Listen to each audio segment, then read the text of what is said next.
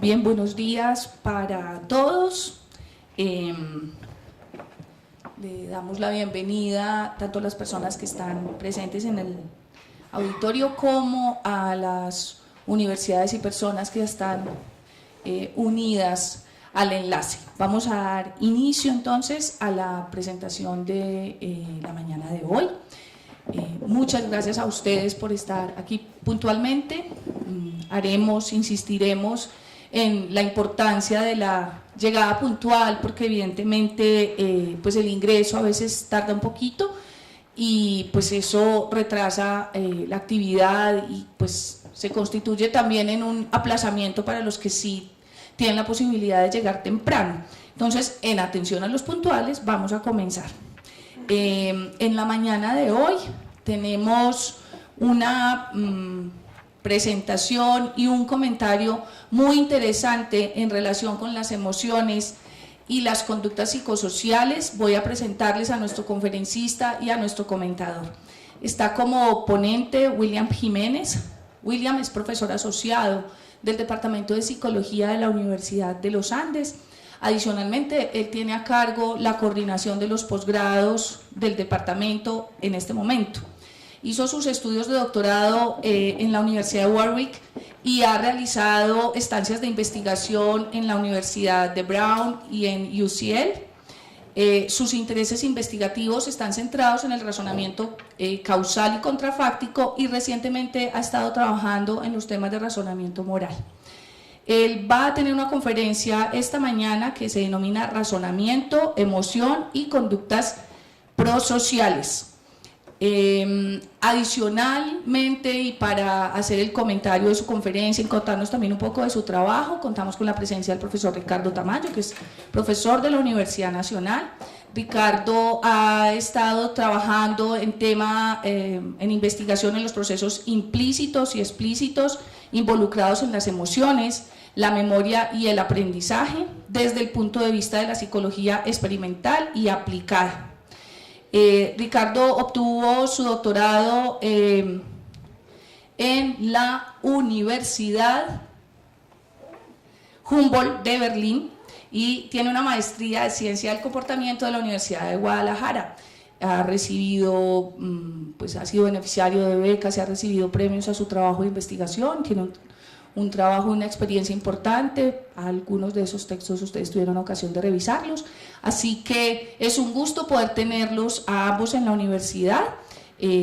La metodología pues es la que hemos venido manteniendo hasta ahora. Inicialmente pues William va a hacer su presentación alrededor de 1 hora y posteriormente Ricardo hará su presentación, los comentarios al trabajo de William y sus propias aportaciones, y abrimos el espacio para las preguntas.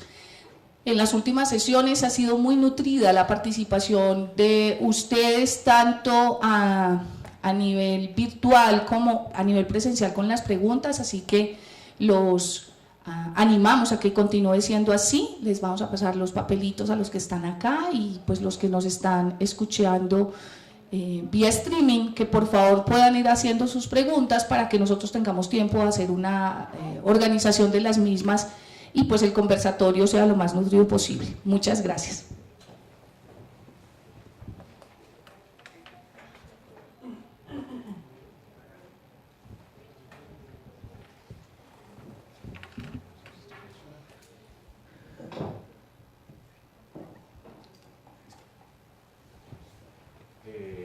Bueno, buenos días. Gracias por estar aquí. Sé que la semana 11, semana 10 o 11 es una semana terrible para nosotros. Las universidades empiezan a sentir el desgaste del semestre. Entonces, muchas gracias por estar aquí el día de hoy. Bueno, yo quiero hablar de un par de cosas. De modo muy general, los puntos que quiero hacer el día de hoy son cómo valoramos evidencia los psicólogos, de un lado, y de otro lado, cómo la emoción está conectada con conductas prosociales, y de paso hablar un poquito del trabajo que estoy haciendo recientemente.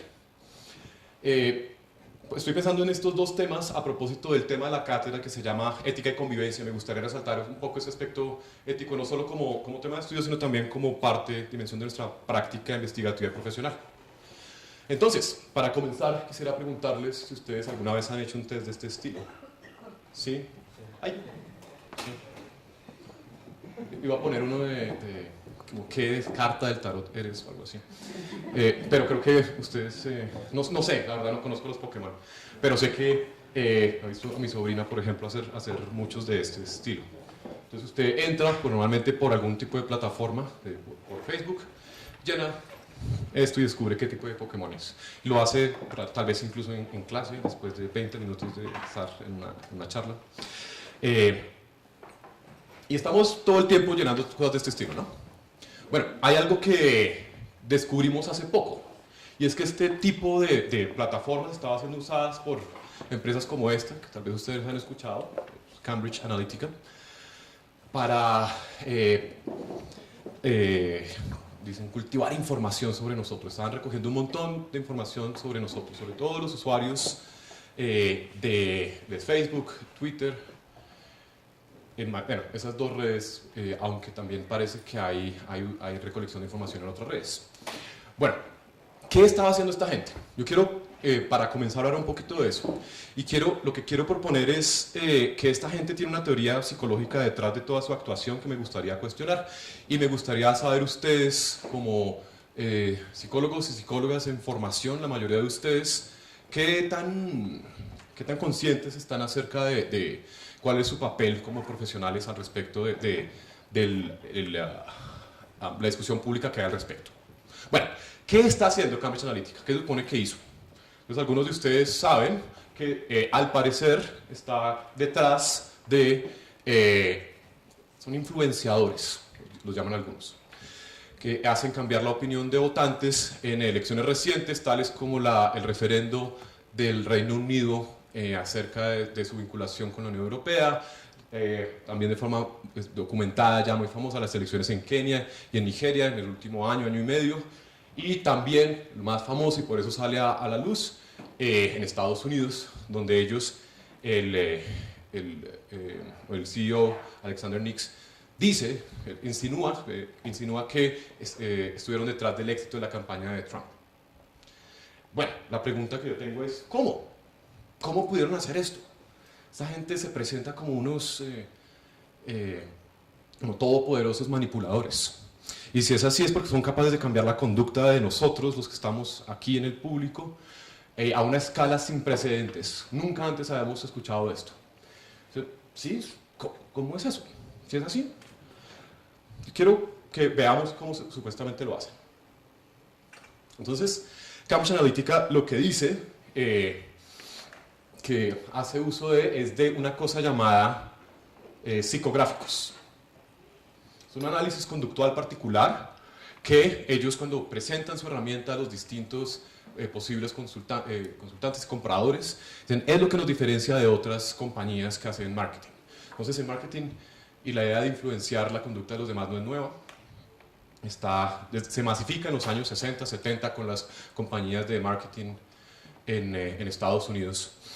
Y esta gente le promete, en los 60 y 70, los que Mad Men tal vez lo sepan, que van a enviar la información correcta al segmento de la población correcta. Y la idea es segmentación, básicamente. Le vamos a crear un aviso de shampoo para las personas con barba. Vamos a crear un aviso de limpiador que van a ver este renglón de las amas de casa entre tantos y tantos años de edad. Bueno, Cambridge Analytica viene de esa tradición, pero dice, no solamente eso, nosotros vamos a usar psicología, vamos a usar ciencia. ¿Qué es este psicográfico? En últimas, bueno, me voy a adelantar, es psicometría. Cambridge Analytica deriva su nombre, que quieren sonar británicos, sobre todo cuando van a Estados Unidos, porque los hace más pilos. Parte de su estrategia de presentación está ligado con la Universidad de Cambridge, con algunos investigadores allí. Ya les cuento un poquito de la historia. Pero en últimas es el grupo de psicometría de la Universidad de Cambridge, el que inspira parte del trabajo que está ahí. De psicometría, espero que ya les empiece a sonar esto familiar, es parte de lo que muchos de ustedes ven en sus carreras. Entonces, ¿qué hacen? Entonces, si usted va a esta página, no lo hagan en este instante, pero es applymagicsauce.com, es una página desarrollada por Michael Kosinski, investigador postdoctoral en Cambridge, ahora es profesor de la Universidad de Stanford, en el que él lo que hace es desarrollar un método para crear perfiles psicológicos a partir de lo que usted hace en línea. Entonces, en esta lo que usted hace, si usted va allá, lo que le pide es, mire, haga clic aquí, me da la autorización para ver su Facebook, y clic aquí para ver su Twitter, y creo un perfil psicológico suyo. Uno, y además le digo cómo lo ve la gente. Se parece a lo del Pokémon, ¿no? Entonces, haga clic aquí y le vamos a decir cómo lo ven sus pares cuando usted está en Facebook, o en Twitter, o en lo que sea. Esta es una herramienta académica, aquí dice que son cerca de 6 millones de personas los que lo han usado. De hecho ya son, la última cosa que yo vi de Kosinski hablando, da una conferencia hace un par de meses en la conferencia de psicología más grande del mundo, la de personalidad y psicología social, dice que ya son cerca de 8 millones de personas. Y todo eso es académico. Dice, pero bueno, ok, pero ¿cómo lo hacen? ¿Cómo lo hacen? A partir de una teoría de la personalidad. Entonces, ¿cuál teoría de la personalidad? El modelo, los 5 grandes, el Big Five, que tiene su sigla en inglés, que está definido por estas dimensiones. 1, 2, 3, 4, 5, es como Arian en español. ¿Qué es lo que propone esta teoría? Insisto, es una, desarrollada en los 80s, que nosotros podemos comprender la personalidad de las personas descomponiéndola en 5 grandes factores. Apertura a la experiencia, responsabilidad, extraversión, amabilidad, neuroticismo. Esas son traducciones raras. Ese agreeableness, a mí es como chéveridad, como ser buena gente. El neuroticismo, en muchas traducciones al español, se presenta como inestabilidad emocional. Parte de lo que tiene de poderoso esta teoría es que supuestamente esos son factores ortogonales. En psicometría quiere decir simplemente que son independientes. Entonces ahí, espero que eso ya les suene un poco más familiar, como, esto lo he visto en alguna clase, esto... y lo otro que quiero resaltar aquí es que es una teoría. A comienzos de los 90, a propósito del estudio de diferencias individuales en psicometría, entonces estaba los grandes 3, los grandes 4, los grandes 5. Y es una discusión que todavía existe. Sin embargo, esta compañía dice que está haciendo un análisis psicográfico a partir de algo, de una teoría de la personalidad. Bueno, entonces espero que eso suene más familiar ahora. Entonces yo quiero preguntarle a usted cómo nosotros evaluamos la evidencia que liga este análisis en términos de la personalidad del Big Five, de los 5 grandes, con el cambio en la conducta. Y los siguientes, ¿quién y cómo se evalúa? Entonces pensemos un segundo, estamos hablando de una compañía que se presenta como la gran influenciadora, la que cambia la mente de las personas. Y lo que dice que está haciendo es esta cosa misteriosa, que no es tan misteriosa, es un análisis en términos del Big Five. Yo he echado de menos mucho en toda esta discusión que hay a propósito de Cambridge Analytica, los nexos en Colombia supuestamente, ahorita hablamos de eso, es a los psicólogos. No hay psicólogos hablando de esto cuando es una herramienta psicológica. Uno. Lo otro es que se presentan como esta cosa todopoderosa, pero cuando yo le digo, lo que están haciendo es crear perfiles psicológicos a partir de la teoría de los grandes 5 para enviar mensajes. Ya no suena tan poderoso. No sé si ustedes han tomado una clase de psicometría, parte del asunto es ver precisamente las limitaciones y dificultades que tienen todos estos tests. Entonces, ¿cuál es la evidencia? ¿En qué está apoyándose las personas que dicen que esto funciona? Y lo otro, ¿quién y cómo lo evalúa? Me van a anticipar, deberíamos ser nosotros, los profesionales en psicología. Bueno, quiero contarles acerca de un par de estudios que proveen cierta evidencia a favor de la idea de que se puede cambiar la conducta en línea.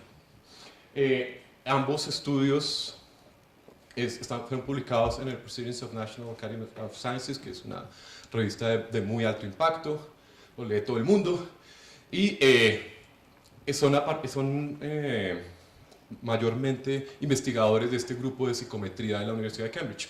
Y dicen precisamente que uno puede utilizar esta cosa, lo llaman psychological targeting, que es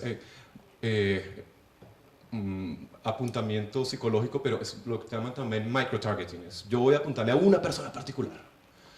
A partir del Big Five, Michael Kosinski, esta persona que está aquí, dice que crea más o menos 32 perfiles y le envía mensajes bien particulares a esos 32 perfiles distintos. Este estudio en particular es un estudio de mercadeo, en últimas. Entonces, con el mismo producto crea unos 3 mensajes distintos, dependiendo de si la persona es neurótica, o alta en neuroticismo, perdón, o alta en extroversión.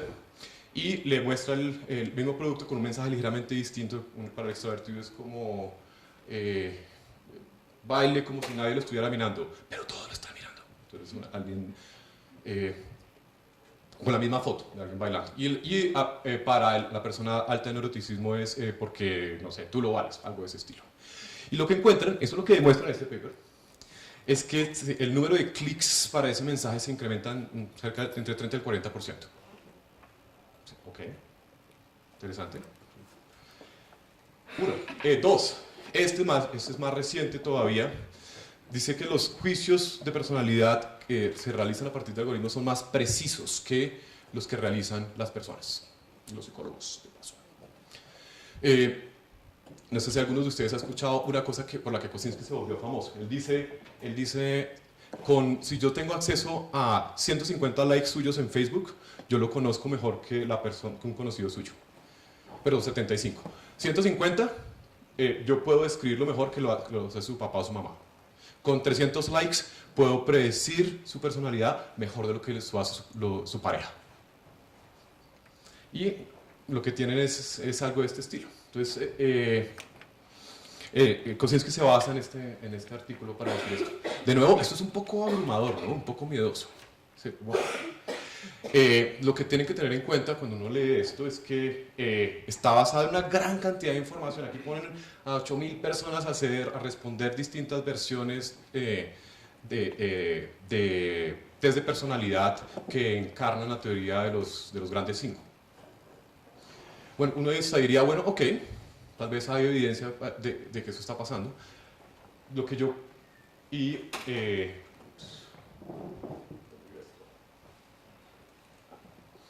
resalto, eso es puro análisis psicométrico, no más. Ese es Michael Kosinski. A propósito, Kosinski se ha separado, su trabajo inspira parte de lo que hace Cambridge Analytica, pero de hecho es otro profesor llamado Alexander Kogan, el que está vinculado, el que se vuelve accionista de Cambridge Analytica y vende la idea, y el que tiene acceso a los millones y millones de perfiles en Facebook, que luego le pasa a esta compañía para hacer el micro-targeting. Bueno, yo les he echado esa historia hasta ahora, entonces vuelvo al asunto. ¿Eso es una buena teoría? Y de forma más precisa, ¿cómo puedo estimar esa relación causal si es que la hay? Hay las personas cuando uno ya lee cosas de psicólogos, ya no prensa, lo que uno se encuentra es como mucha polémica. Porque este análisis psicométrico lo llevamos haciendo muchos años, pero es una compañía en particular lo vende como la gran panacea que va a cambiar a las mentes de las personas. Y yo no estoy tan seguro que sea así. Y lo que me doy cuenta es, uno, como les decía, que hace falta en esta discusión pública estos profesionales en psicología y que estos profesionales seamos escépticos de manera fundada. Si uno se cree esto, sí, pues básicamente estoy creyendo que tengo poderes mentales para modificar los de los demás. Y lo que tengo en últimas es una ausencia de un escepticismo informado que supuestamente nuestra formación en psicología en pregrado está motivando. Eso de un lado. Lo otro que está aquí de manifiesto es algo que nos pasa todo el tiempo en nuestra práctica profesional. Lo hacemos en los perfiles psicométricos. ¿Para quién? ¿Por qué? Tenemos una experiencia reciente aquí en el departamento de psicología donde nos solicitan hacer un tipo de perfil psicométrico para fines que no consideramos adecuados. Y de nuevo, a pesar de que esto está en nuestra formación, en esa dimensión ética que ocupa parte de nuestra formación de pregrado, no nos estamos haciendo esa pregunta lo suficiente, creo yo. ¿Para quién lo hago? ¿Por qué? ¿Cuál es el motivo? ¿Y cuál es mi papel como profesional de la psicología al evaluar esos motivos? Entonces hay dos cosas aquí, son las que quiero con las que quiero, en las que quiero centrarme en esta primera parte de la charla. Nosotros tenemos una herramienta a propósito de la cual no sabemos valorar la evidencia, o no nos hemos metido en ese asunto los psicólogos mucho. Entonces, esta idea de los psicográficos de Cambridge Analytica es tan poderosa como se dice que es. ¿Cómo la evaluamos? Y dos, hay un aspecto de la actuación ética que tampoco está siendo suficientemente puesto de manifiesto. Y es, ¿quién lo está haciendo para qué? ¿Y por qué? Veamos, voy a hacer un cambio de frente un poquito, hablando de lo mismo. Entonces, esto es a propósito de ese aspecto psicométrico. Empecemos a hablar un poquito de emoción. También, esta gente tiene una teoría de la emoción particular que me parece curiosa. Entonces, Channel 4 es un canal británico que hace un mes, un poquito menos de un mes, saca un mini documental denunciando, haciendo una investigación encubierta de Cambridge Analytica. Ellos posan como políticos, creo que de Sri Lanka, no me acuerdo, y van a contactar a Cambridge Analytica para que los ayude. Y los graban diciendo un montón de barbaridades. Saqué unas citas de ese video, que no estaba seguro si funcionaba el audio para mostrar el video. Entonces, ellos dicen cosas tales como nuestro trabajo es llegar más lejos de lo que no había llegado antes, comprender esos miedos y preocupaciones más arraigados. Para ellos esto del miedo está todo el tiempo ahí. Y dicen cosas como, es que usted no sabe que tenía miedo hasta que ve algo que evoca esa reacción. ¿Sí? Nuestro papel es hacer eso, es mostrar esa cosa que evoca el miedo. Y mi favorita, favorita en el sentido que es diciente, no tiene sentido llevar a cabo una campaña política a partir de los hechos, porque las campañas se tratan de emoción. Todo es emoción. Wow. ¿Ok? Si esta gente, así como antes yo les mostraba, les decía, mire, tienen una comprensión de psicometría particular, basada en una teoría particular, que sabemos, espero, sus limitaciones. Ahora, cuando en este tipo de propaganda que le venden a sus clientes, lo que tienen es una teoría particular de emoción. Entonces, quiero que veamos un poquito de qué es. Bueno, esto además no es nuevo, ¿no? Creo que casi todos aquí han escuchado hablar de Juan José Rendón, el asesor político venezolano, que para los que no sabían, es psicólogo. Y él se presenta, parte de lo que hacen este tipo de personas es curar su imagen para presentarse como expertos. Y él dice, yo leo entre 3 y 10 libros al mes, estoy preocupado por la precarización de la política latinoamericana, por eso ayudo a los que ayudo, etcétera, etcétera. Y después de ser asesor de Uribe, se vuelve asesor de la campaña de Santos en el 2010, tal vez algunos de ustedes no lo recuerdan. Y una de las cosas, esto lo leí en una tesis de maestría de la Universidad del Rosario, que hace un análisis de ciencia política, que hace un análisis de lo que dice JJ Rendón. Él dice que cuando llega a la campaña de Santos, lo que encuentra es un mensaje desconectado del público. Desconectado porque no apela a la emoción. ¿Qué es lo que hace? Un montón de... una campaña montada de mensajes falsos para exagerar el naciente Parkinson de Mocus en ese momento. Entonces, ¿y cuál es el miedo ahí? El que parece que quiere incitar, mire, nos va a gobernar un anciano decrépito muy pronto. No podemos dejar que eso pase. Y después de que había todo para los que lo recuerdan, parecía que la ola verde iba incluso a ganar en primera vuelta, se deshace en una espumita.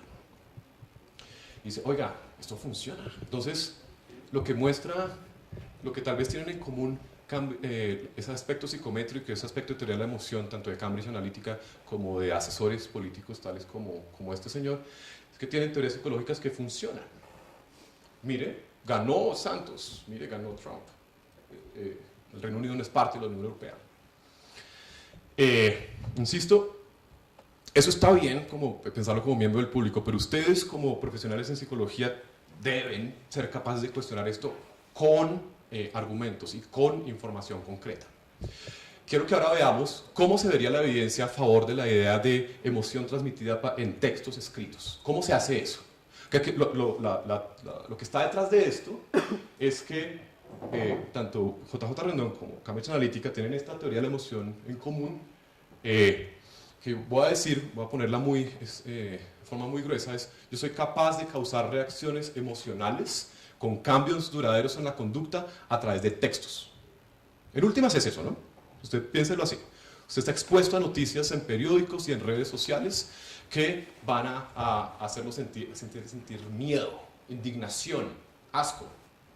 Y eso, una buena teoría motivacional de la emoción, va a estar ligado con un cambio en la conducta más o menos duradero en el tiempo. Tan duradero que va a hacer que usted incluso cambie la idea que tenía sobre quién votar. ¿Cuál es la evidencia para esta teoría? Pues esta es un poquito más escasa, pero quiero llamar la atención de nuevo sobre un experimento que se hace en línea bien curioso. Tal vez algunos de ustedes lo conocen.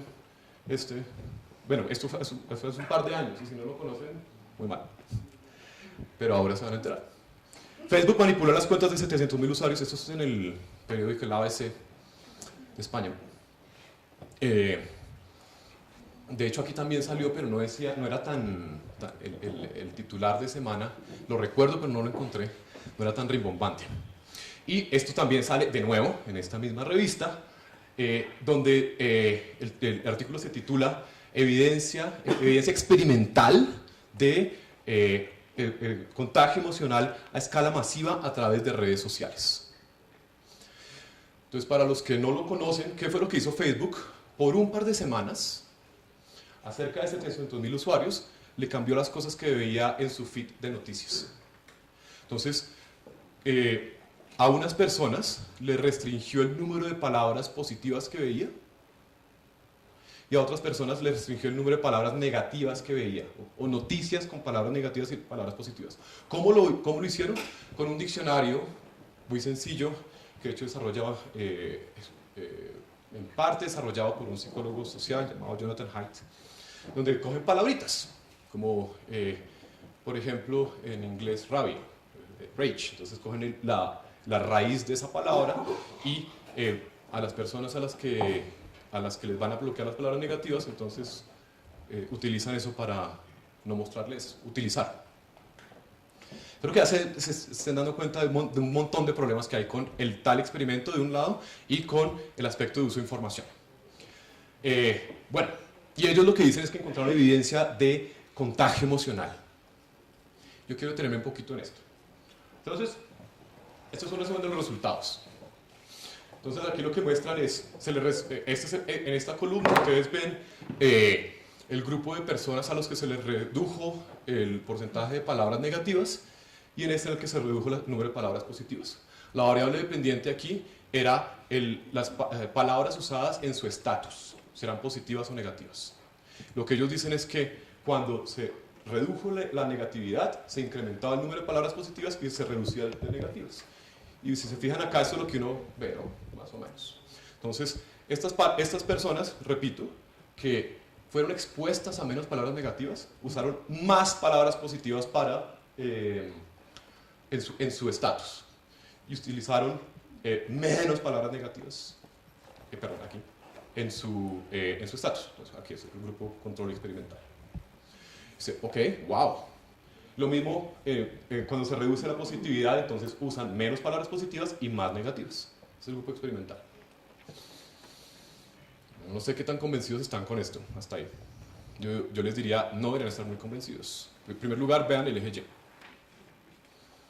Este es el número de palabras. El cambio que hay es de un décimo de palabra, de porcentaje, perdón. Entonces, esto es 5%, el 6% es para allá. Imagínense que esto es 100%, que esta escala fuera de 0 a 100. ¿Cómo se verían esas dos barras? Serían parejitas. El cambio es bien chiquito. Uno. Lo otro es en qué se diferenciaría, si esto fuera contagio emocional, como lo afirman los autores, en qué se diferenciaría este tipo de cambio, que quiero argumentar que es minúsculo, de otras dinámicas de comunicación. Entonces, ¿qué es lo que lo hace distinto? No lo veo tan claro. Entonces, el N son 689.000 usuarios de Facebook, y el tamaño de efecto es de D de Cohen de 0.001, y les cuento un poquito más sobre eso. La diferencia es de un décimo de punto porcentual. Es decir que esas personas que fueron manipuladas están incrementando el uso de palabras positivas aquí en este grupo en menos de un décimo punto porcentual. Para ponerlo en perspectiva, nosotros usamos esta de Cohen para cuantificar los tamaños de efecto en ciencias sociales, en estadística. Estaba leyendo un metaanálisis que va a salir ahorita sobre inteligencia, que encuentra que el poder predictivo de los test de inteligencia está asociado con un D de 0.4, que es robusto. Lo menciono inteligencia porque ustedes tal vez están más familiarizados con ese concepto de esas escalas. Sabemos que es problemático, sabemos que su uso tiene que ser restringido a ciertos contextos. Y aún así, estamos hablando de un tamaño de efecto que está en un 500% más arriba del efecto del experimento de Facebook.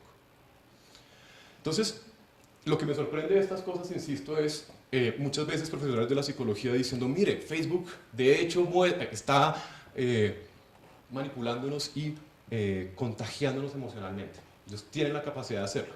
Pero cuando uno ve la evidencia con el tipo de cosas con las que nos estamos formando, esto se ve un poco más débil.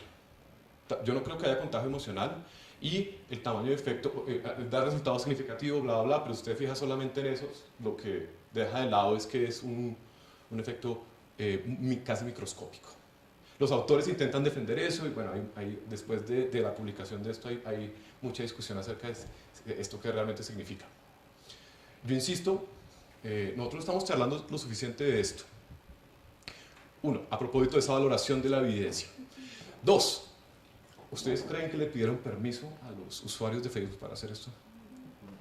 Obviamente no. Entre los autores hay dos psicólogos y la coautora es una especialista en medios. De nuevo, todo esto es con usuarios en Estados Unidos, pero yo no creo que la situación sea tan distinta aquí. Nosotros tal vez conocemos a colegas, a compañeros que están vendiendo sus servicios, están trabajando para alguien, haciendo uso de este tipo de experticia, bien sea en psicometría, bien sea en emoción, en donde no hay esa pregunta de nuevo, ¿esto para qué es? Una cosa curiosa, Cambridge Analytica se vuelve la compañía de Trump porque nadie quería trabajar para Trump, ninguna compañía.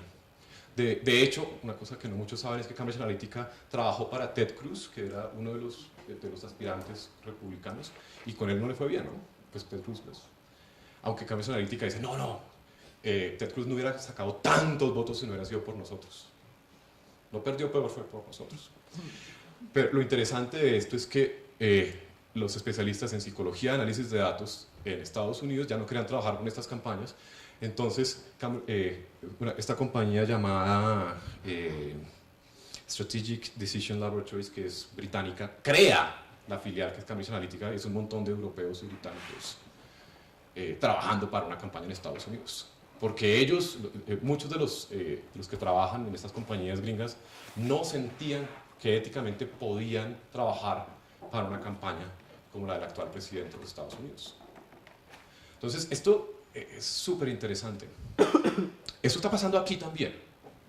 Piénsenlo, recuérdenlo. Conozco a profesionales en psicología que están haciendo el análisis de sentimiento, que es para las campañas de algunos candidatos presidenciales en este momento. ¿Qué es lo que hacen? Es coger la información que ustedes están tuiteando. Twitter da una ventana de 15 días. Nosotros tenemos un proyecto con eso, con un estudiante doctoral, y podemos ver en los últimos 15 días que ha tuiteado con ciertas palabras. Y eso hay campañas que lo están usando en este instante para saber cómo reaccionamos ante X, Y o Z. Entonces, esto no es una cosa aislada que está pasando por allá, esto es parte de nuestra realidad. Y para volver al punto, están estos dos aspectos. Uno, nosotros como psicólogos, ¿cuál es la evidencia que estamos usando para valorar las teorías que subyacen a estas manipulaciones, que son lo que son en última? Y de otro lado, ¿cuál es la posición que yo tengo como profesional acerca del uso de estas herramientas? Entonces, un resumen interino. que tenemos es manipulación por todos lados. Y está hecho por personas que capitalizan con ese conocimiento producido por la psicología, ¿sí? O que dicen hacerlo al menos. El público tal vez no sabe cómo evaluarlo, pero yo creo que nosotros tampoco, como psicólogos, aunque deberíamos. Y hay muchas razones por las que eso ocurre.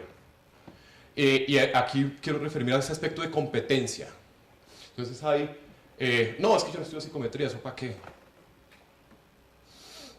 O no, no, el curso de emoción preciso fue el que no vi en la carrera. Eso no es suficiente excusa. Nosotros, el tipo de formación que recibimos en Colombia es científico profesional para la gran mayoría de carreras en psicología, y la idea es que uno aprende a aprender y tiene que, deberíamos ser capaces de buscar la información necesaria para evaluar este tipo de propuestas, este tipo de cosas. Insisto, si usted se va al fondo de lo que hay detrás de Cambridge Analytica, es la teoría de los grandes 5 y una teoría de la emoción, de comunicación de la emoción en textos escritos. Y creo que todos los que han estado en una clase aquí tienen buenas razones para cuestionar esas teorías y ver cuáles son los límites de eso. De un lado, ese aspecto de competencia. De otro está ese criterio ético. Estamos trabajando para lo que sea. Hay una, no la encontré, lo digo de memoria, una cita de Chomsky a propósito del conductismo, que quería mostrarles, pero no la encontré, les cuento. Dice una cosa, de un lado algo como el conductismo, final de los 70, es peligrosísimo. Es porque entraña el riesgo de la manipulación de la conducta. Reemplace conductismo por su sabor de psicología favorito. Se aplica. Implica en últimas la deshumanización. Pero a renglón seguido, una cosa que siempre me llamó la atención, Chomsky dice, eso está basado en una mala concepción de las ciencias sociales. Esta no es la forma de hacer psicología, no es lo científico que quiere ser y tampoco lo sistemático que quiere ser. Y yo lo que creo es que uno no puede tener ambos. Yo no le puedo creer a Chomsky ambas cosas. O usted cree que es mala psicología y no tiene fundamento, entonces es carreta. Bueno, entonces no tengo el problema de la competencia. O cree que hay algo detrás, tal vez no tan potente como nos lo quieren hacer creer. Entonces usted tiene una responsabilidad ética acentuada, elevada, de la que tiene que hacer conciencia. Entonces están esos dos aspectos que es de lo que, eso es uno de los mensajes que tengo para ustedes el día de hoy como estudiantes de pregrado. Entonces, de un lado, yo creo que mucha de esta investigación, de estas propuestas, está basada en un tipo de investigación particular que supone competencias, por ejemplo, en mínimas, en alfabetismo numérico. No hablo de estadística, sino de poder comprender números que a veces no desarrollamos. A veces es porque tenemos rechazo visceral a esos temas. A veces porque no hemos tenido la oportunidad. Pero como nosotros tenemos una responsabilidad ética ahí, a nivel de competencia, en esa formación permanente, para poder hacer gala de un escepticismo informado. No simplemente, si me doy cuenta, mire, JJ Rendón es psicólogo y es muy bueno, ¿no? No le puedo decir en dónde están las fallas de toda la carrera que dice, de Cambridge Analytica. Si una persona que no es de psicología me pregunta, yo creo que estoy en capacidad de decir por qué creo que la influencia de ellos es muchísimo menor de lo que dicen. Mi impresión personal es que se montaron en la ola adecuada y son excelentes en mercadeo y presentándose. Pero la ciencia detrás de eso es mucho más limitada de lo que ellos afirman. Bueno. Entonces, solamente para resaltar esto. Entonces, quiero ahora centrarme en el asunto de la emoción. Entonces, lo que les he contado hasta ahora es que este tipo de iniciativas, de aplicaciones en el mundo, supone una teoría de la emoción. Y esta teoría de la emoción, como les decía de forma muy gruesa, es yo puedo modificar la conducta de los demás induciendo reacciones emocionales por medio de medios escritos. Más grueso todavía. Hay palabras que suscitan reacciones emocionales que están asociados con una alta probabilidad de cambio de conducta. Wow. Y les mostré un poquito de evidencia acerca de cómo eso es más limitado de lo que pensamos. Les menciono otra brevemente. Un estudio que hace Jay Van Bevel de la Universidad de Nueva York sobre retuitear. Entonces, ¿qué es más probable que usted retuitee? La hipótesis de ellos es que es más probable que usted retuitee cosas que tienen lenguaje moral emocional. Entonces ellos hacen un análisis de 3 temas, tienen una licencia especial a Twitter, que son Estados Unidos de nuevo, control de armas, matrimonio igualitario y cambio global, cambio climático, o sea, calentamiento global. ¿Y qué creen que encuentran? Que efectivamente, si usted usa palabras más emocionales, morales en su tweet, es más probable que lo retuitee. Bueno, de nuevo, ahí creo que no hay noticias. Lo que me parece interesante es qué tanto más probable. Entonces piensen un segundito, eso, como los que usen Twitter, o los que hayan visto tweets, yo no utilizo mucho. Es qué tanto más probable es que un tweet se retuitee si tiene ese lenguaje moral emocional. ¿No? Igual que Facebook me dice, hay una diferencia significativa entre la condición de control y la... No me importa eso, yo quiero saber qué tan grande es la diferencia. Lo mismo acá. ¿Alguien diría 50%? ¿No? ¿Más? ¿Menos? ¿Más? ¿Cuánto? Esa era mi intuición antes de leer el paper. De hecho, está entre el 18 y el 20%. Dependiendo del tema. Entonces, de hecho, el lenguaje moral emocional decrece, hace que, el lenguaje moral para el cambio climático hace que sea menos probable que lo retuitee, pero el moral emocional que lo retuitee más. Y esa es la más inclinada, que es de cerca del 30%. Y ese es el más alto. Entonces uno dice, uy, ¿y qué pasa con...? ¿De qué depende el otro 70%? De nuevo, lo que quiero señalar con esto es nuestra comprensión de la conducta humana es mucho más limitada de lo que pensamos. Y está bien, esto es lo chévere de estudiar psicología. Eso es lo bueno, lo interesante. Porque es un reto a nivel profesional y a nivel investigativo hacer ese mapeo de esos factores. Una buena teoría me va a permitir capturar allá en el mundo una buena variación de esto, pero no es la respuesta a todo.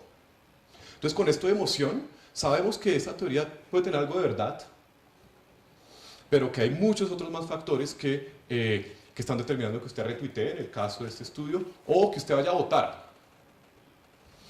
Entonces, si yo les preguntara a ustedes, ¿les han llegado noticias falsas por Facebook? Sí, seguramente. ¿Y usted se deja influenciar por ellas? No, yo, obvio, no. Yo soy universitario, estudio en la universidad X, Y o Z, yo soy la persona pila. Entonces, ¿quién sí? Entonces, ¿de qué depende que usted cambie de opinión? Otro riesgo que hay con eso es la excesiva psicologización de fenómenos sociales. Entonces, obviamente que el cambio de la probabilidad de votar depende de aspectos que son puramente psicológicos, sí, pero depende de un montón de otras cosas también. Mis creencias previas, de la discusión pública, algo que charlábamos aquí, y ustedes charlaban hace un par de semanas, y es la posibilidad de discutir por quién voy a votar con otras personas. No lo hay lo suficiente. Entonces, es en esa constelación de factores que entran estas teorías sobre la personalidad y sobre la emoción. Entonces, y con esas dos responsabilidades éticas, una de competencia y una de criterio de uso. Listo. Quiero moverme ahora con este contexto a hablar de conductas prosociales. Y quiero argumentar que hay una teoría que es más útil para nosotros cuando pensamos en cómo promover esas conductas prosociales. Lo que hemos visto hasta ahora, lo que les he mostrado, es una relación más o menos tenue entre emoción y una conducta deseable que yo tengo como manipulador, ya sea para que usted compre mi producto, para que vote por mi candidato. Pues pensemos ahora en conductas que impliquen cambio social pequeño, pero observable y directo en nuestra sociedad. Bueno, no se alcanza a ver. Hablemos de conductas antisociales primero. Este es un pollo colándose atrás, miren. No se alcanza a ver bien. Gente que se cruza el semáforo y invade ¿cómo es que se llama esa área? La área X, la que está en el medio, que uno no debería la intersección, gracias. Gente botando basura en la calle. Bueno, eso es un lado, pero de otro lado hay cosas muy interesantes. Yo lamento lo Bogotá-céntrico de esto. A mí, hace 20 años me parecía esto imposible, que hubieran buses en donde hubiera espacios para personas con discapacidad. Esto a mí me impresiona gratamente. Me hubieran preguntado hace 20 años y diría, eso es imposible aquí. Y hay otras conductas también muy bogotanas. Una que me impacta siempre es por qué a uno le llevan la maleta. Usted va en el bus y le lleva una maleta. Y es una conducta prosocial. Es más, cedemos sillas. Un amigo mío dice que está prohibido ahora sentarse en Transmilenio si usted es un hombre entre tal y tal edad. Que hay un imperativo de algún tipo. De nuevo, me sorprende que seamos capaces de eso. Esto no se alcanza a ver bien, pero esto es una plazoleta de comidas en un centro comercial, que es una cosa que veo cada vez más. La gente va y bota su basura. ¿Pero por qué? ¿Eso no es raro y fantástico al mismo tiempo? Y otra también es que, a pesar de las dificultades que hay, de nuevo hace 20 años, me parecía muy claro, hay algo de respeto a las cebras. De nuevo, yo no veo mucho más que hace 20 años, se lo juro. Y me impresiona. ¿Por qué? Incluso lo de botar basura a la calle es mucho menos prevalente de lo que era hace un tiempo. Utilizar violencia física contra nuestros niños como forma de educación, mucho menos prevalente. Hay un montón de cambio. Yo lo que creo que hay detrás de todo esto, somos seres humanos, somos seres contradictorios. Entonces en un momento yo soy el que está ya echando pito en el trancón después de que me pasé el semáforo, y soy la misma persona que va y le recibe la maleta al que va en el bus. Somos capaces de ambas cosas. Y yo no creo que haya la idea de consistencia psicológico-moral sea algo tal vez realizable. Pero lo que sí es claro que es posible es cambio en la conducta. Sí es posible. Y cambio en conductas que redundan en mejoras para nuestra comunidad. Para no hablar de sociales, que suena tan grande, pero sí para nuestra comunidad directa. ¿Qué es lo que hay detrás de esto? Yo a lo que quiero llegar es que creo que hay una forma particular de entender la emoción que puede ser provechosa. Y al terminar esta sección quiero hablarles un poquito de lo que estoy haciendo al respecto, que en últimas es cómo se promueve cooperación, cómo podemos promover esa cooperación. Bueno, pero antes, aquí resumo un poco lo que estaba diciendo, es porque actuamos prosocialmente. Ya les voy a contar qué quiere decir eso, incluye cosas como cooperar, ayudar. Creo que el estudio de las emociones es importante allí. Y eso tiene una consecuencia práctica muy importante, y es responder a la pregunta, ¿cómo podemos promover esa prosocialidad en nuestros círculos más cercanos incluso? Bueno, ¿qué es conducta prosocial? El rótulo de conducta prosocial en psicología social es una categoría de alto nivel que permite referirse a cosas tales como cooperar, ayudar, seguir normas, reciprocar, perdonar. Algunos dicen, pero seguir normas es prosocial. Sí, claro, cuando usted no se pasa un semáforo, cuando usted le hace el caso al semáforo, sigue una norma, está haciendo que el tráfico vaya más rápido, está evitando un accidente. Algunos psicólogos sociales hablan de obediencia, ahí, será un poco más feo. Vamos a hablar de seguir normas en una comunidad. Todo eso es prosocial. Entonces, antes de seguir, voy a pedir un segundito, hagamos un ejercicio introspectivo. Es que piensen en la última vez que ustedes ayudaron a alguien. ¿Y por qué lo hicieron? Piensen. A ver si hoy, viniendo alguien tuvo la maleta de alguien, le ayudó a alguien ayer, a un amigo suyo. Piensen qué hizo. Piensen un segundito. ¿Sí? ¿Ya? Bueno, quiero que veamos las razones por las que eso ocurre y cuáles son las respuestas tradicionales de la psicología al respecto. Entonces, ¿por qué lo hizo usted? Usted, ese acto particular el que pensó, de seguir normas, de ayudar aquí en particular. Una opción es, porque era mi mamá, me pidió el favor de que, y lo hice, la ayudé a levantar algo pesado. Que le dé un favor a este amigo, entonces fui y le ayudé. Porque creo en el karma, tal vez ayudar. Esas intuiciones corresponden a respuestas desde la psicología bien particulares. Entonces, la primera, la ayudé porque era de mamá. Entonces, sabemos que en psicología que es más probable que yo me involucre en conductas prosociales con personas que se parecen a mí, que son de mi grupo social familiar directo. Entonces, hay toda una carrera desde la psicología de la evolución al respecto. De hecho, eso es parte del trabajo que hemos desarrollado recientemente con Claudia, que está por ahí, la que ya conocen, la coordinadora del curso. Publicamos esto este año con el término clave homofilia. Fue un poco raro para nosotros los psicólogos, pero es una palabreja que se usa en administración, en investigación de operaciones, para hablar de, en últimas, de similitud. Entonces, y la pregunta que tenemos acá es cómo esa homofilia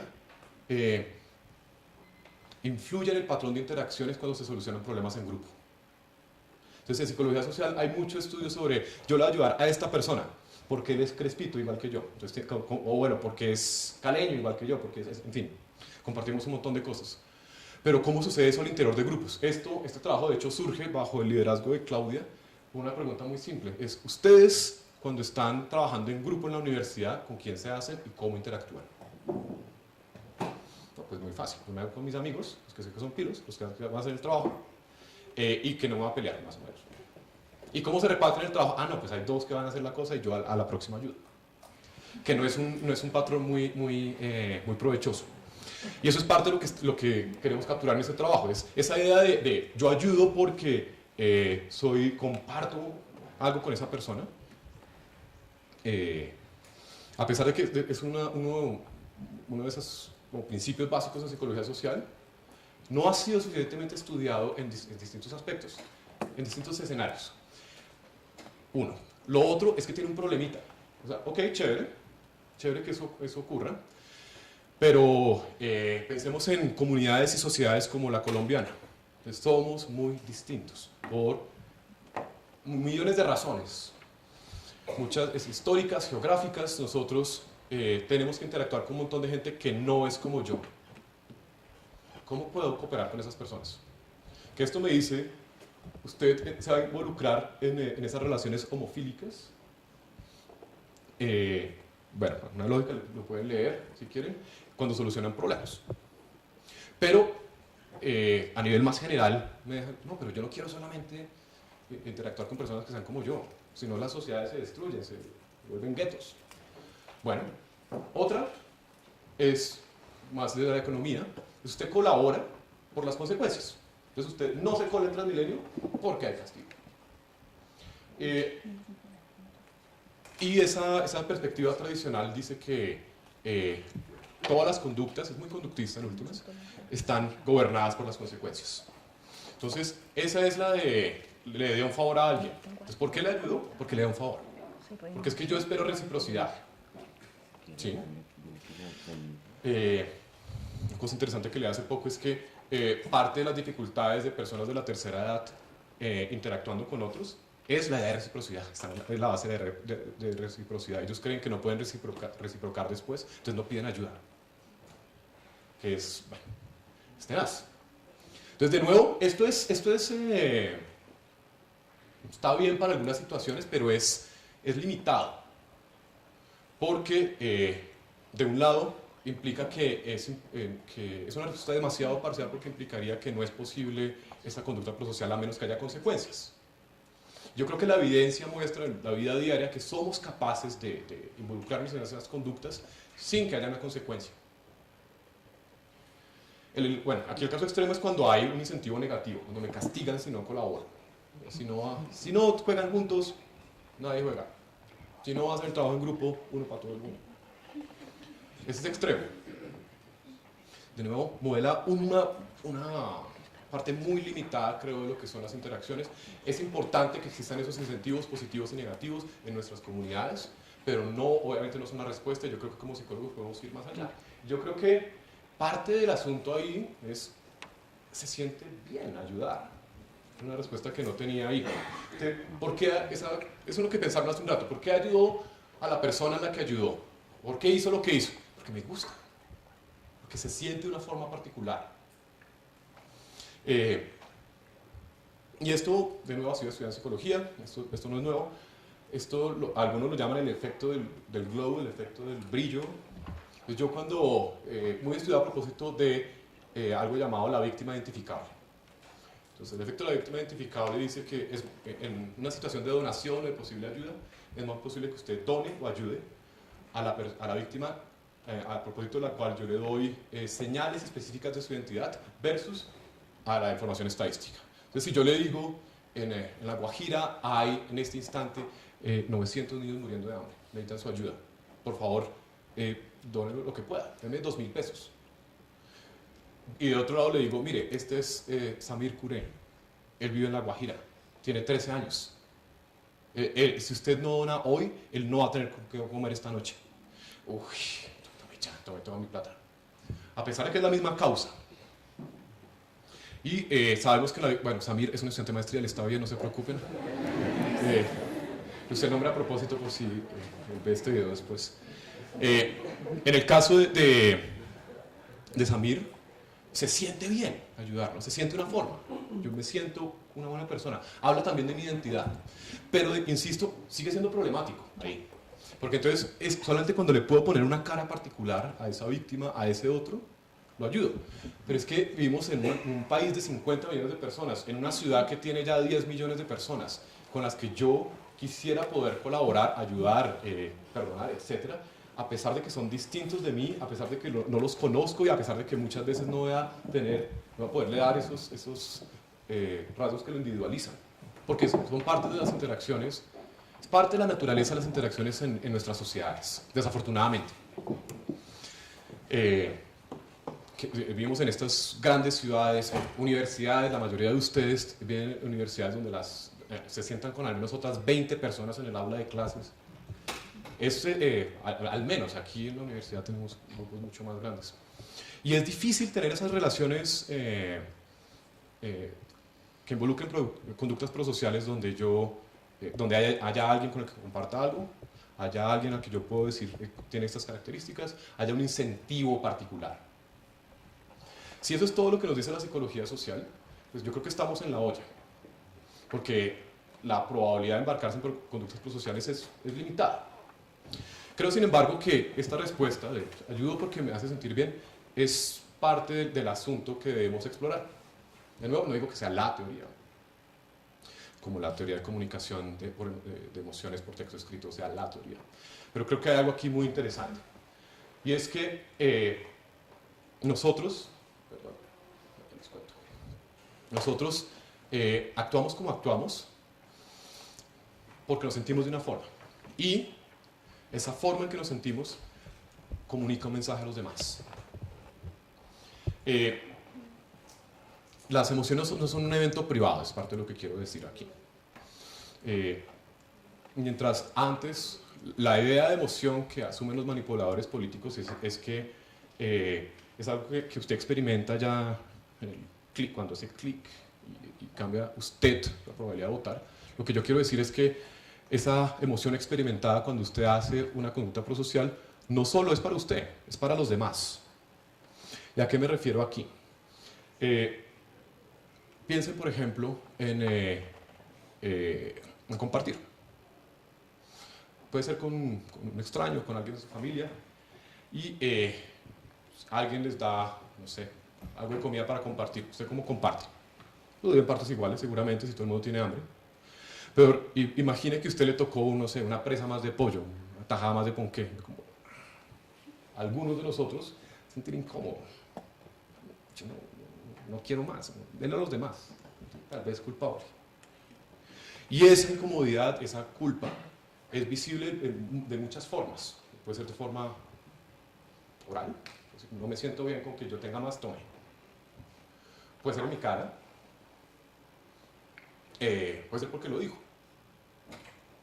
Y esa señal que está comunicando mi culpa es importante para que exista la probabilidad de nuevas conductas prosociales después. Piense a un dilema clásico también en psicología social, psicología moral. Y es los nazis vienen, sus ejemplos, todos sus mayores ejemplos son norteamericanos.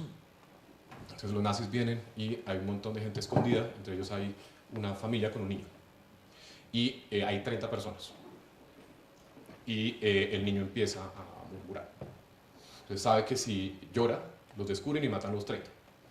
Entonces la mamá tiene que decidir si lo ahoga o no. Bueno. Y ese es muy en la estructura de los dilemas morales colberianos, donde uno le pide a la gente, bueno, qué está bien, qué está mal, por qué, explíqueme, y uno valora su desarrollo sociomoral. Lo interesante aquí es una manipulación que hacen unas personas, es imagine que esta persona dice, oiga, sí, ya viene, y mata al niño. Dice, Dios mío, ¿qué es esta vaina? Versus la misma persona que no puede hacerlo y lo comunica, no puedo hacerlo, no lo puedo hacer, es lo peor, pero termina exactamente en la misma conducta. ¿Usted con quién estaría dispuesto a colaborar después? Dice, la mayoría de las personas dice, obvio que con la persona que lo dudó, la persona que sufrió. Ese sufrimiento que está ahí con esa decisión es indicativo de esa conducta prosocial posterior. Es parte de lo que quiero decir. Entonces ahí va culpa, ahí va el, llamémoslo, sufrimiento, pero también puede ser resistencia a la tentación. Considere el caso muy común también, desafortunadamente, en el que usted tiene la oportunidad de beneficiarse de, no sé, plata extra o de copiarse en un parcial. Entonces usted tiene distintos tipos de personas. Tiene unos que dicen, uy, ahí está la respuesta, exprésame la ya es el parcial. Versus, uy, no puedo hacer, que sí, no puedo hacerlo. Ah, pero sí. Y está esta resistencia a la tentación, que de nuevo es una cosa muchas veces pública. Eso lo quiero llamar emoción.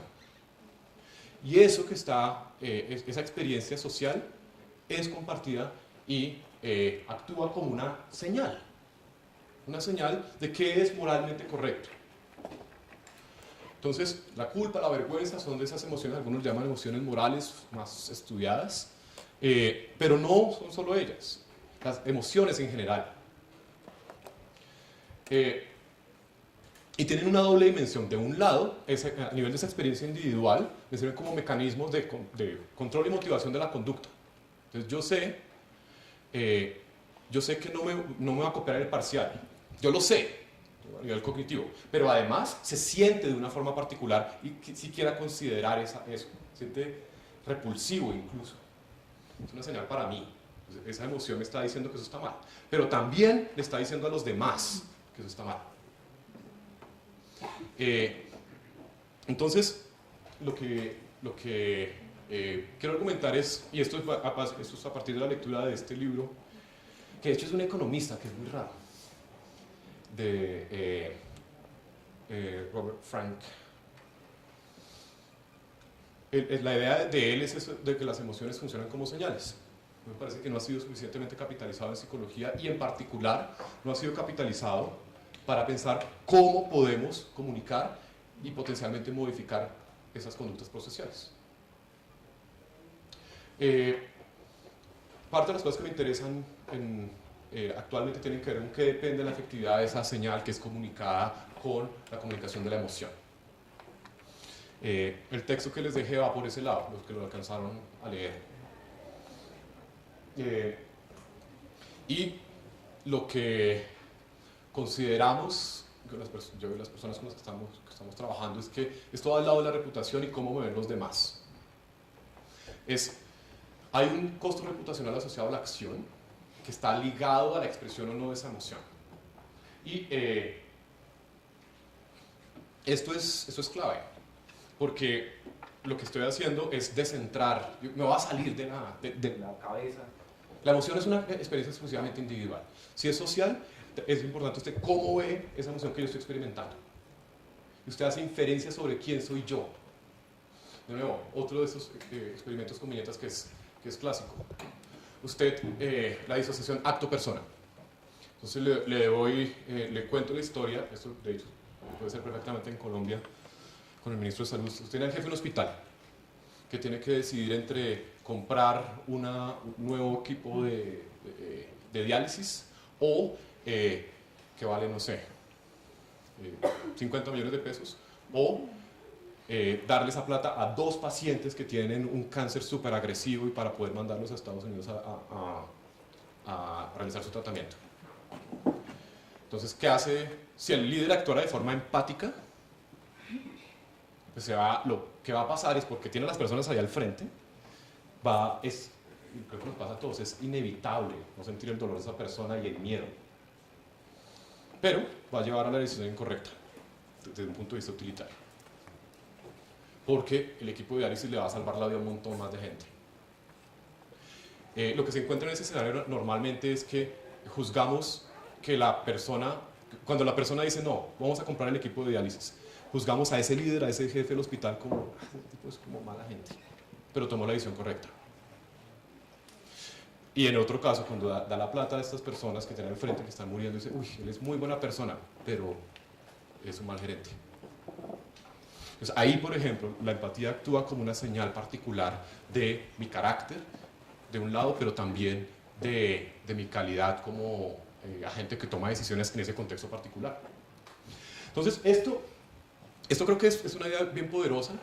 La estamos evaluando en el contexto también de donaciones, también en el contexto de posibilidad de cambio de conducta. Y es cómo esas normas sociales de expresión de emociones en algunos casos impactan esa posibilidad de cambio. Esto, sin embargo, pasa por el contraste con otras teorías. Y para terminar, ya no tengo mucho tiempo, ustedes, el artículo que les envié, de hecho habla de una cosa que es bien compleja, que es confianza. Y ustedes también en otro artículo, si lo pudieron leer, confianza es una cosa rara. Muchas veces decimos en psicología, no, o en mucha política, es que no hay confianza en este país. Ok, ¿qué diablo es confianza? ¿Y cómo se promueve? La confianza tiene un aspecto emocional que también es señalizado, y es cuando yo confío en alguien me pongo en una situación de vulnerabilidad. Eso es lo más importante. Estoy dejando que esa persona, estoy corriendo el riesgo de que esa persona, institución, me haga daño o me haga incurrir en un costo. Y hay una dimensión cognitiva de esto y una emocional, que de nuevo es señalizada. Una cosa que quiero llamar la atención sobre este paper es que tiene solo resultados negativos. Tenemos 3 experimentos, 1.300 personas más o menos en 3 experimentos y nada. Y esto conecta con el punto original que quería hacer al principio acerca de la valoración de la evidencia. La teoría que estamos poniendo a prueba aquí es la teoría de la hipótesis del heurístico social, muy relacionada con economía, la idea de capital social, tal vez algunos lo han escuchado más. Es que hay sociedades que tienen más capital social que otro. El tipo, muy bien el economista que se inventa esto, vuela, creo que de Madrás a Singapur, Madrás, que están divididos por, no sé, 100 kilómetros en ese estrecho. Madrás, el aeropuerto está sucio, hay vendedores por todos lados, un desorden, salieron tarde, cruzan Singapur y todo es perfecto, limpio, súper organizado, a tiempo. Pero ¿cuál es la diferencia entre estos 2 países? Son la misma, mismo origen étnico, la misma cultura tradicionalmente, que tienen capital social distinto. David Rand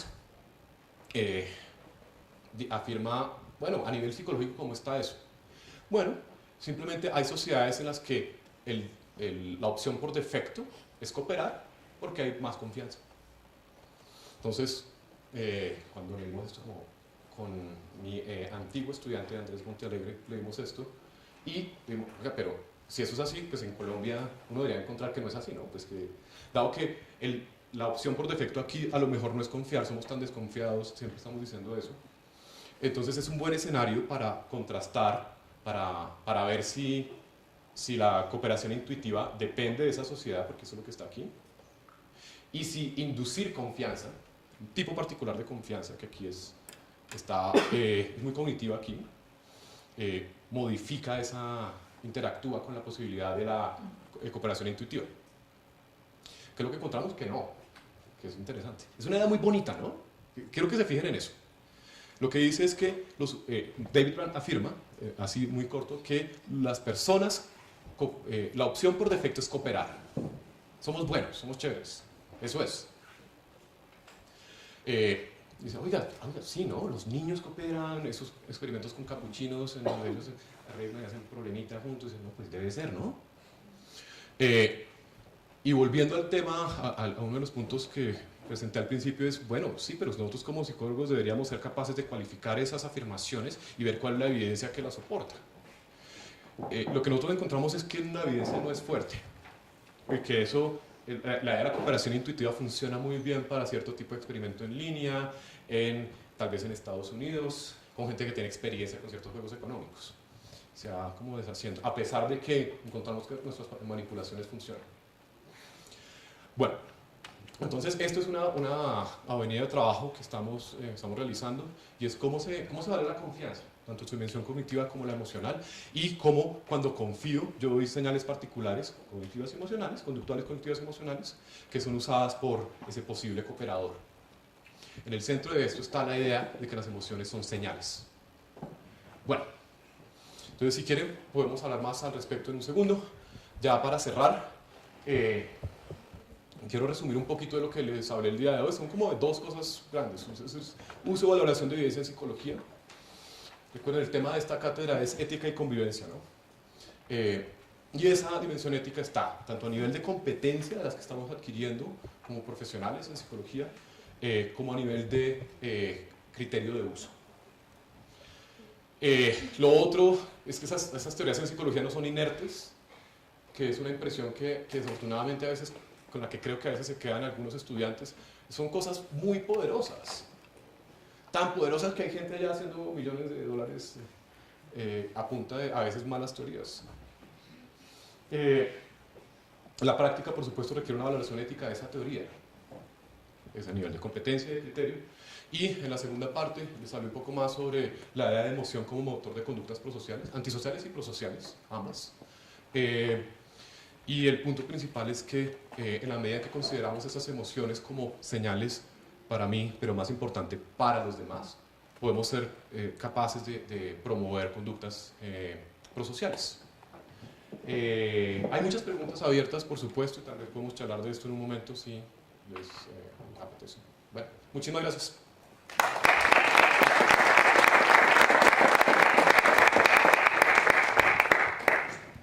Muy bien, le agradecemos mucho a William su presentación y damos paso entonces al comentario y los aportes de Ricardo Tamayo.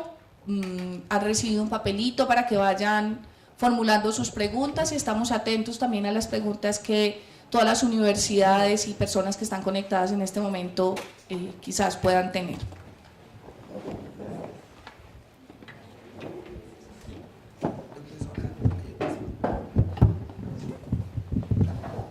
Gracias, buenas tardes. Primero que todo quiero agradecerles la invitación por participar, William, gracias. Pues yo enseño, entre otras cosas, emoción en la Universidad Nacional y mi área de investigación es cognición implícita. Y estaba pensando un poco en las cosas que nos comentaba William. Y cuando pensaba en lo que nos iba a mostrar William hoy, se me ocurrió tratar de hacer este dibujo donde, de hecho, lo que William nos está mostrando es que, si ustedes ven, por ejemplo, el nombre de esta cátedra, Ética y Convivencia, surge, pienso yo, por interés político de las personas que organizaron la cátedra. Había unos cambios en el país, unos cambios momentáneos, había, no sé, unos diálogos con la guerrilla, se iba a firmar la paz, etc. Estábamos en este dominio, o sea, en el dominio de la parte de arriba político. Eso influye en que nos reunamos acá, nos pongamos a hablar de estas cosas, ¿sí? Sin embargo, de aquí a 2 años puede que la dimensión política sea totalmente distinta. Puede que de aquí a 2 años el tema sea corrupción, Entonces vamos a hacer psicología de la corrupción. Ahora vamos a hacer este semestre psicología de la ética y de la convivencia, porque era lo que estaba influyendo. Dentro de unos 3 años, no sé, puede ser, no consumamos plásticos porque hay cambio climático, de pronto hubo un derrumbe, o hay escenas dolorosas de animales sufriendo, o ballenas, ya no llegan más las ballenas al Pacífico por el calentamiento global, el fenómeno del Niño, y entonces la agenda política a la psicología nos las van a imponer también, porque pasó algo, porque los medios mueven nuestras emociones y nos ponen nuestra agenda política. Claro que hay interacción, está bien que haya esas interacciones, es lo que ocurre acá, pienso yo, y este es solamente un ejemplito en dominios muy pequeños. Está bien que haya esas interacciones, para eso son. Pero yo pienso que no podemos, en psicología, y es algo por lo que lucho mucho en mis clases, que esa agenda no sea impuesta. No implica que no podamos dialogar. Porque ¿qué es lo que le pasa a los psicólogos? Y hago yo, y creo que es una de las interpretaciones que hago yo de lo que decía William, que nos quedamos solamente con esta porción, ¿sí? Con esa interacción con lo político, lo que es relevante social. Pero ¿qué pasa con esas otras esquinas? Hay cosas que no son políticas, que no son biológicas, que no son de un nivel de explicación más básico, que a veces no sabemos bien, no logramos valorar la evidencia. Yo tengo estudiantes, por ejemplo, que trabajan en la interacción entre psicología jurídica y psicología. Entonces ellos creen que se tienen que volver abogados para hacer buena psicología jurídica. Tengo estudiantes que hacen neuropsicología, entonces tienen que volverse neurólogos para hacer buena neuropsicología. Entonces, si este dominio de acá no tiene sus pies bien puestecitos sobre la tierra, cuando interactuamos con los otros niveles de complejidad mayor nos perdemos. Y para mí, ese es uno de los comentarios, me parece que la sugerencia de William es: tengamos los pies bien parados en una disciplina. No tiene que ser la psicología. Lo que pasa es que aquí por consenso nos metimos en esta. Pero hay que tener los pies bien parados en una disciplina, porque si te mueves al otro nivel te vas a perder. Entonces terminas vendiéndole superchería a la gente, como Renault. Yo lo voy a tramar, o sea, llevo 10 años estudiando cognición implícita, William. Puedo hacer implicit priming con lo que estoy diciendo. Mentiras, o sea, mentiras desde el punto de vista de la evidencia científica. Claro que hay priming perceptual, funciona bajo unas condiciones, te puedo decir bajo qué parámetros, pero no creas que la psicología tiene ese interés. Lo lindo que ha pasado con la ciencia es que ha resuelto problemas para los que ni siquiera se había pensado que iba a terminar resolviendo. Me acuerdo el caso de la peste negra. La peste negra que ocurrió en la Edad Media, que generó tantas muertes,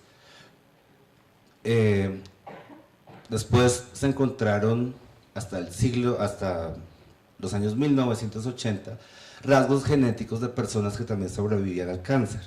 Y gracias a ese rastreo de una investigación histórica, o sea, ¿para qué? Yo me ponía a pensar, ¿quién se pone a estudiar en Colombia el origen de la peste negra en Europa en el siglo XIII y XIV? Resulta que entender esos orígenes de cómo fueron, por ejemplo, las migraciones culturales que fueron a Europa, a Estados Unidos, que sufrieron después la exposición al virus del VIH, logró identificar, digamos, diferentes cepas del virus de VIH y fueron, digamos, los orígenes genéticos de algunas posibles curas para el VIH, o por lo menos sistemas de prevención.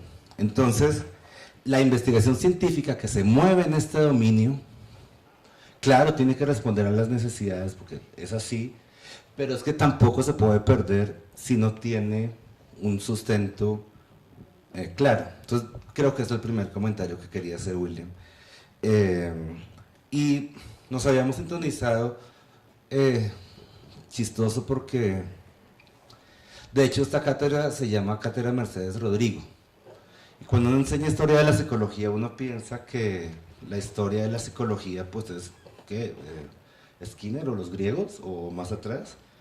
En nuestro contexto, también la historia de la psicología entró al país por una razón técnica muy política.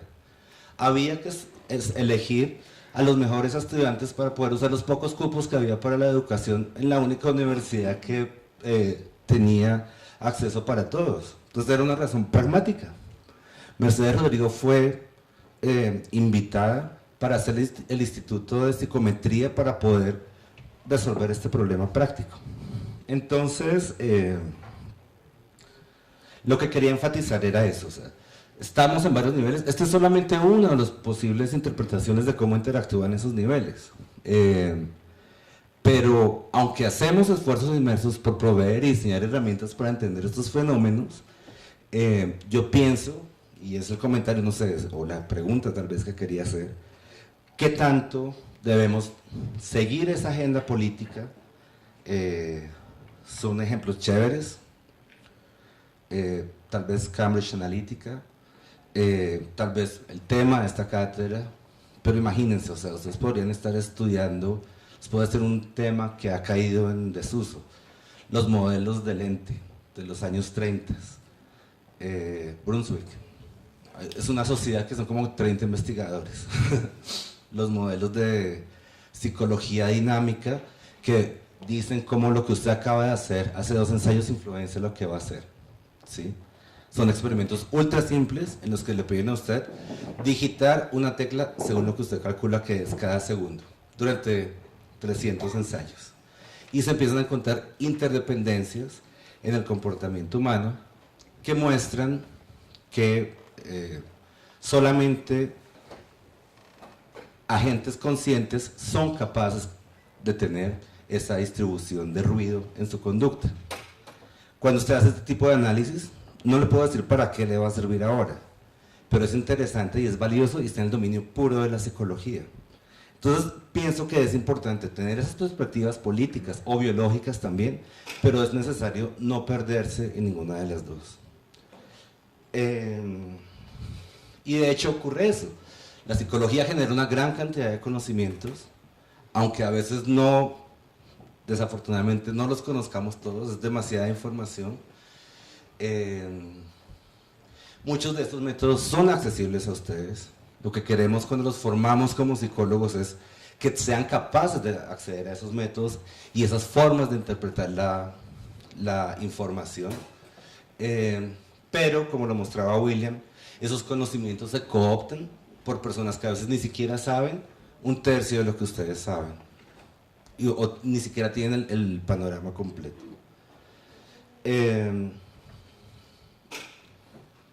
Hace como un año también, poco por la agenda política del país contemporánea, se publicó el informe de memoria histórica del Centro de Memoria Histórica. Son como 500 páginas en las que hay relatos y, digamos, la idea científica de fondo es como un país sin memoria se pierde porque no sabe a dónde va, ¿cierto? Entonces me puse a leer ese libro y ya solamente con las, bueno, yo a veces leo los libros al revés, leí las conclusiones. Cuando llegué a las conclusiones, la principal que decían era, mire, los colombianos no podemos creer que somos una cultura de violencia y de agresión. Hemos escrito este libro y hemos hecho todos los relatos de la mayoría de masacres que están documentadas en Colombia, de muertes violentas que ocurrieron en las últimas 2 décadas, pero no queremos dejarles el mensaje, según los autores del libro. Esto fue una empresa grandísima de investigación durante varios años en Colombia, tal vez una de las más sofisticadas en ciencias sociales que se han hecho en los últimos años. Pero no queremos dejarles la noción de que los colombianos somos así por naturaleza, o los seres humanos somos agresivos por naturaleza. Entonces con eso me puse a ver, ¿será cierto? O sea, yo como psicólogo sí puedo decir que no somos agresivos, o sí somos agresivos por naturaleza, somos más violentos los colombianos que no. Y me encontré con este trabajo del profe Tomaselo de... no sé si va a cuadrar. Me encontré con este trabajo del profe Tomaselo, que afirma que los seres humanos somos seres ultrasociales y tenemos una tendencia básica a cooperar. Y estos son algunos de los experimentos simples que se pueden mostrar en 2 minutos. Ponlo, por favor.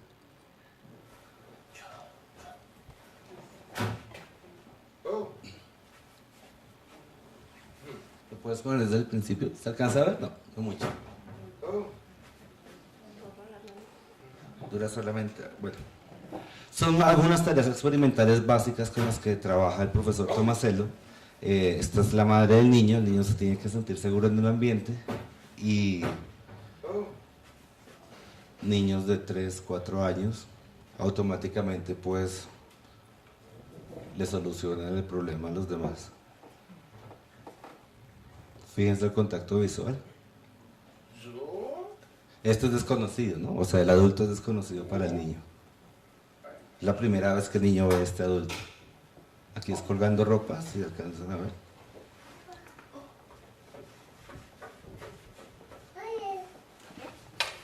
Tal vez ha ampliado lo que decía William, ¿no? Tal vez el niño se siente bien cumpliendo con la expectativa del adulto.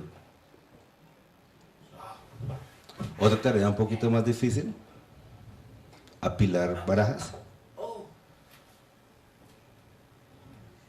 sea, esto no tiene ningún entrenamiento previo, ¿no? Es simplemente la situación social en la que se le presenta al niño. Además no tiene nada de lenguaje tampoco, ni instrucciones. La variable dependiente se mide es las primeras interacciones en las que el niño se encuentra con el adulto. Otra tarea experimental, se le cae la cuchara del té.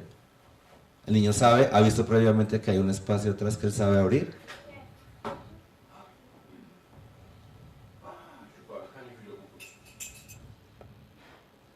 Esta es un poquito más compleja para que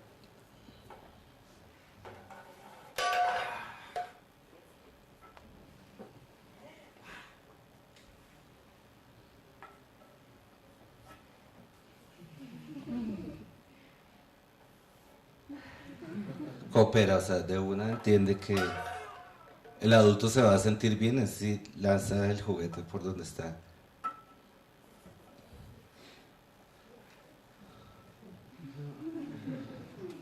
Es que no tiene gracia, ¿no? Si uno ayuda al otro y no se da cuenta que el otro se alegra.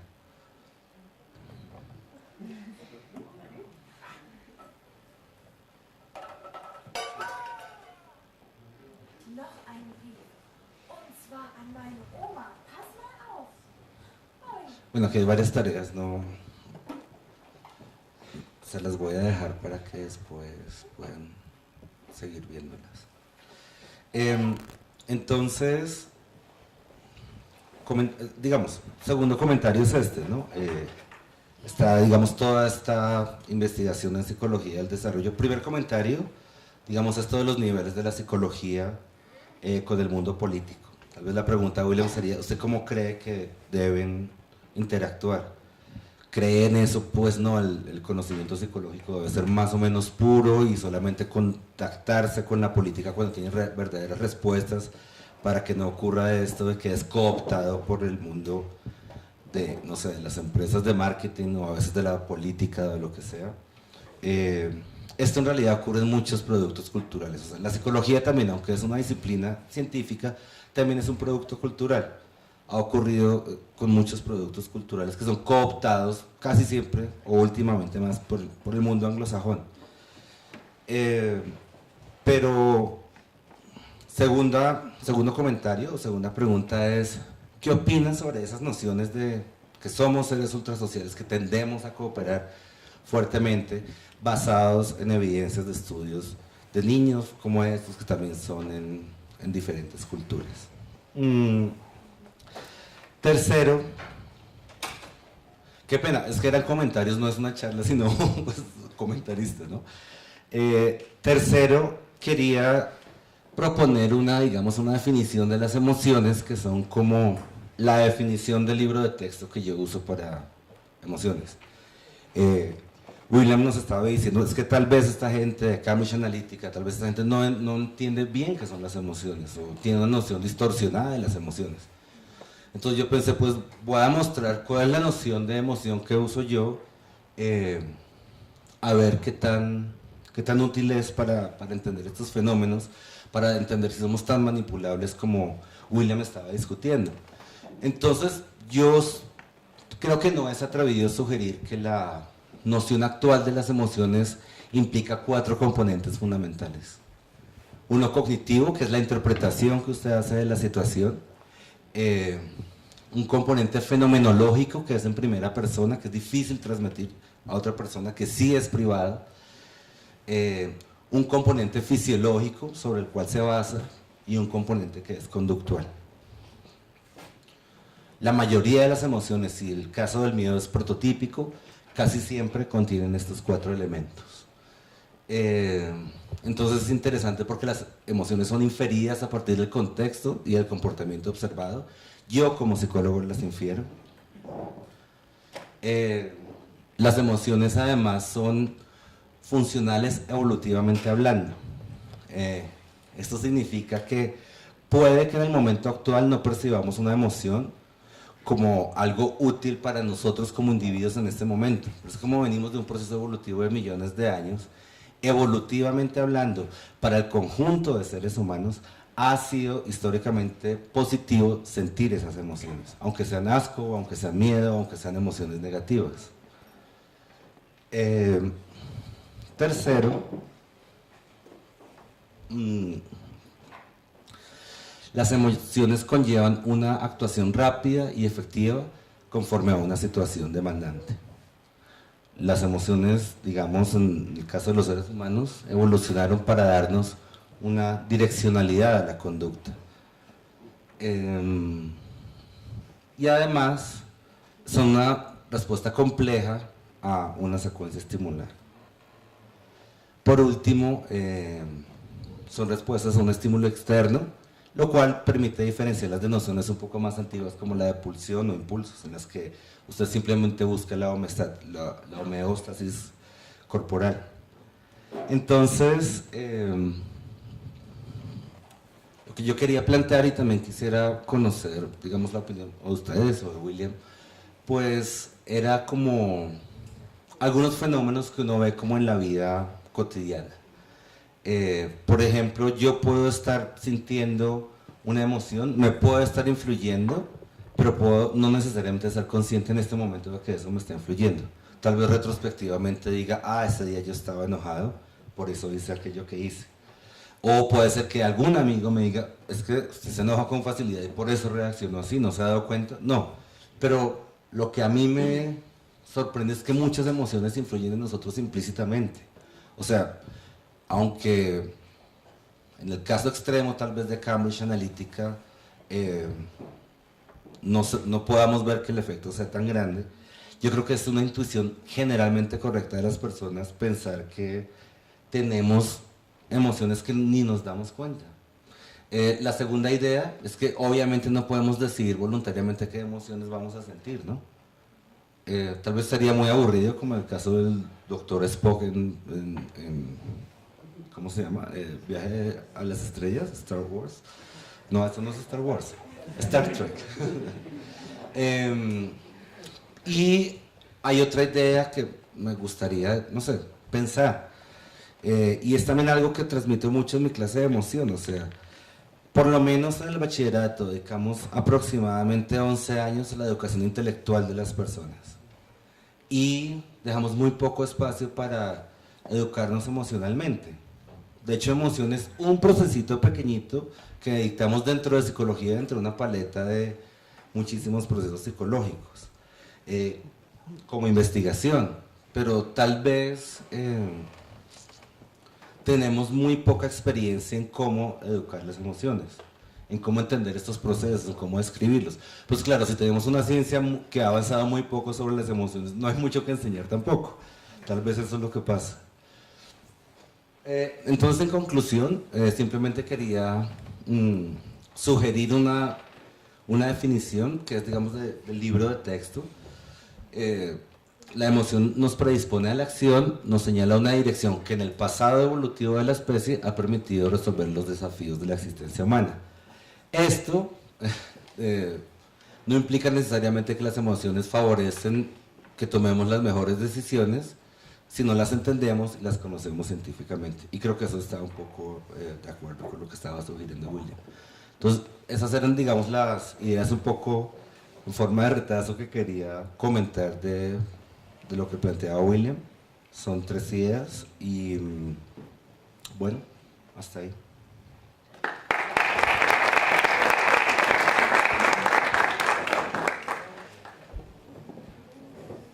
Bueno, muchas gracias a Ricardo y a William por su charla del día de hoy.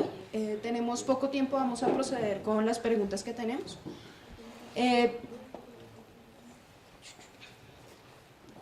Una de las primeras preguntas es, ¿qué estrategias o qué medidas implementamos entonces para que la psicología no se convierta como en esta herramienta mal utilizada para servir a estos propósitos políticos, sociales o económicos, que fue un poco lo que tocó Ricardo, pero un poco más allá? ¿Qué podemos hacer? ¿Qué es lo que podemos lograr?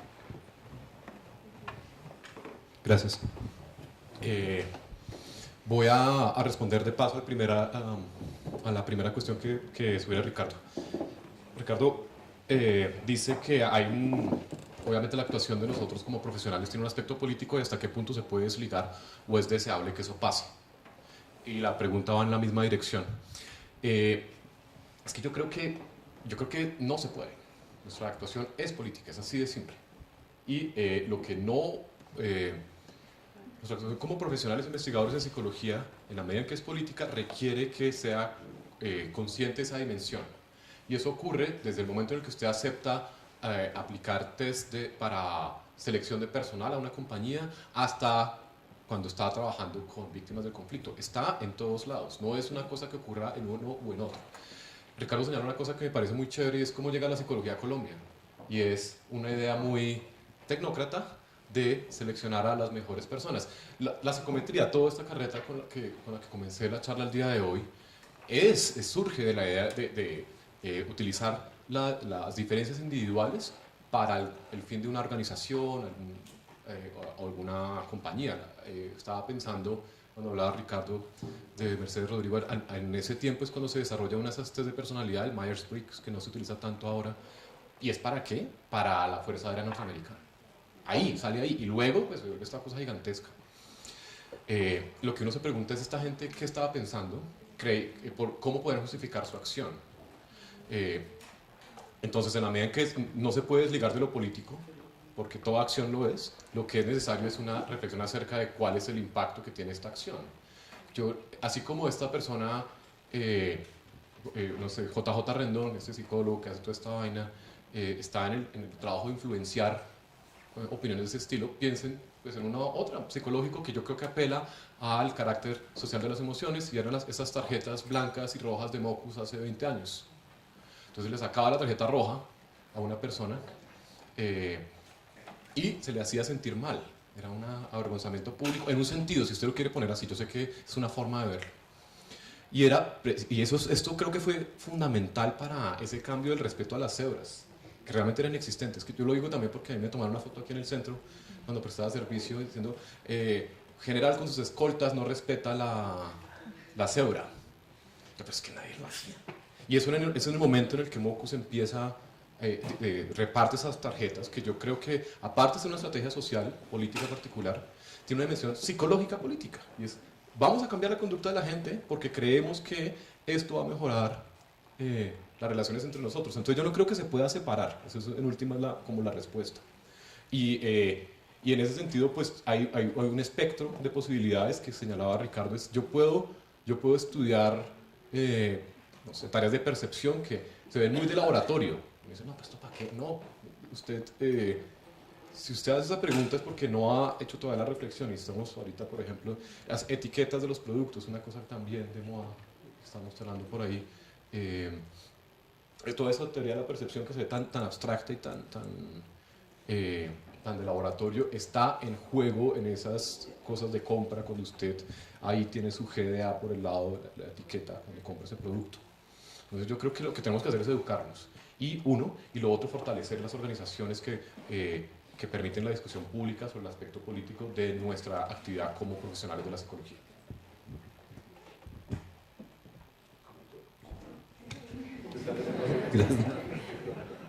¿Lo pagué?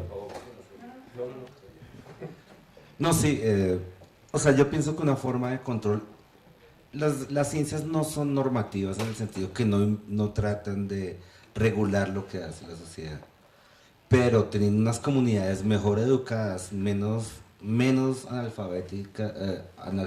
mejor alfabetizadas en términos cuantitativos, creo que tenemos menos posibilidad de que la gente, digamos, haga esta, yo lo llamaría como una nueva ola de superchería, ¿no? Por lo menos en términos de decisión, de toma de decisiones, de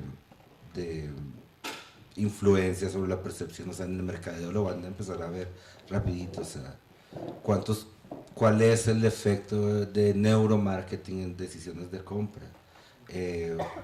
O sea, ustedes van a empezar a ver una nueva ola de fenómenos parecidos que no están ni bien ni mal, pero si no tenemos una masa crítica de estudiantes bien formados cuantitativamente, con métodos que sean capaces de describir las fortalezas y debilidades de esos métodos, es la única forma en que podemos tener mejor control sobre el uso malintencionado que puedan hacer algunos. Entonces eso se cae facilito de su propio peso una vez tenemos una masa crítica. Pero la psicología no. ¿Qué vamos a hacer? ¿Otro comité de ética ahora para utilización de conceptos de psicología del mundo real? No. O sea, no va a ser top-down que vamos a regular estas cosas. Es algo de bottom-up, de tener una masa crítica mejor formada. Y, o sea, masa sí tenemos. No sé si que sea crítica. Yo creo, es que Ricardo menciona algo que es muy importante. Muchas de esas instancias existen ya. Cuando yo digo que está la formación, pero también están esas instancias institucionales que permiten el diálogo público de nosotros como profesionales, esas organizaciones gremiales. Y lo de los comités de éticas es algo que es raro. En ese estudio de Facebook que les contaba, cuando usted lee el estudio, cuando lo abre, ahora hay 3 avisos de advertencia, aquí hay riesgo ético, aquí que no se detectó a tiempo, advertencia, aquí son de 4 organizaciones distintas. Esto lo pasa el Comité de Ética de la Universidad de Cornell, uno no sabe cómo. Pero la idea es que haya redundancia hay redundancia en los sistemas de control. Entonces, afortunadamente, hay lectores que denuncian eso. Como aquí uno esperaría que cuando sale esta vaina en semana, en el tiempo, haya lectores informados, ustedes, desde a nivel individual, uno, psicólogos bien formados, pero también institucional, universidades, comité de éticas, colegio colombiano de psicología, no sé, colegio colombiano de psicólogos, que sean capaces de cuestionar eso.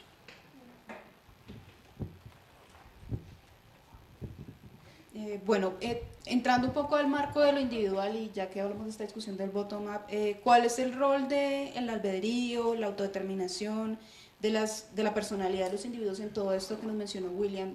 ¿Dónde queda todo esto? ¿Nos quedamos solo con lo social? Tú mencionabas un poco la idea de dónde vienen las emociones, pero ¿y qué pasó con el individuo?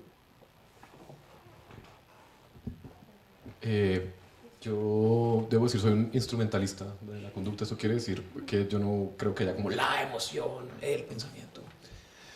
Y lo que ofrecí aquí fue una descripción particular de un fenómeno conductual.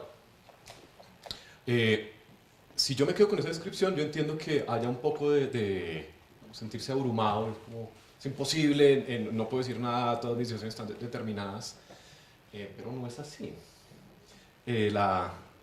Si yo quiero hacer, por ejemplo, psicología de primera persona, más fenomenológica, lo que tengo es una experiencia que está cruzada por el libre albedrío. Y cuando describo eso como esa experiencia de primera persona, esto vamos a cambiar de foco, diría yo. Entonces esto no significa que se está negando la individualidad ni el libre albedrío, pero cuando lo describo tiene menos importancia. Si yo cambio de foco, lo que tendría que hacer, y que se estudia también en psicología, es porque hay personas que deciden creerle a una noticia falsa y no a otra. Sabe que, no sé, alguna de esas 500.000 ciudadanos venezolanos le están dando cédulas en la frontera, cosa ridícula. Pero hay personas que le van a atribuir un mayor nivel de plausibilidad a eso. Yo podría ver, usted decidió hacerlo, ¿por qué? Y podría a ese nivel ver cuáles son esos factores. ¿Sí? Me cambio de foco y estoy respetando, tomándome en serio la idea de libre albedrío y tomándome en serio la idea de que usted puede decidir a partir de una información, que no lo determina de una forma mecánica, es una cosa más probabilística. Entonces creo que el libre albedrío es un concepto que se usa en un nivel de descripción distinto cuando quiero responder preguntas ligeramente distintas, y lo que presenté no lo niega. Yo pienso que también el libre albedrío no es algo que esté garantizado, o sea, el libre albedrío es algo que uno ejerce y tiene que ejercer con el esfuerzo que cuesta conocer. O sea, si usted sabe cuál es la polución en el aire de Bogotá, puede ejercer su libre albedrío para decir ¿qué voy a hacer para tener un aire mejor?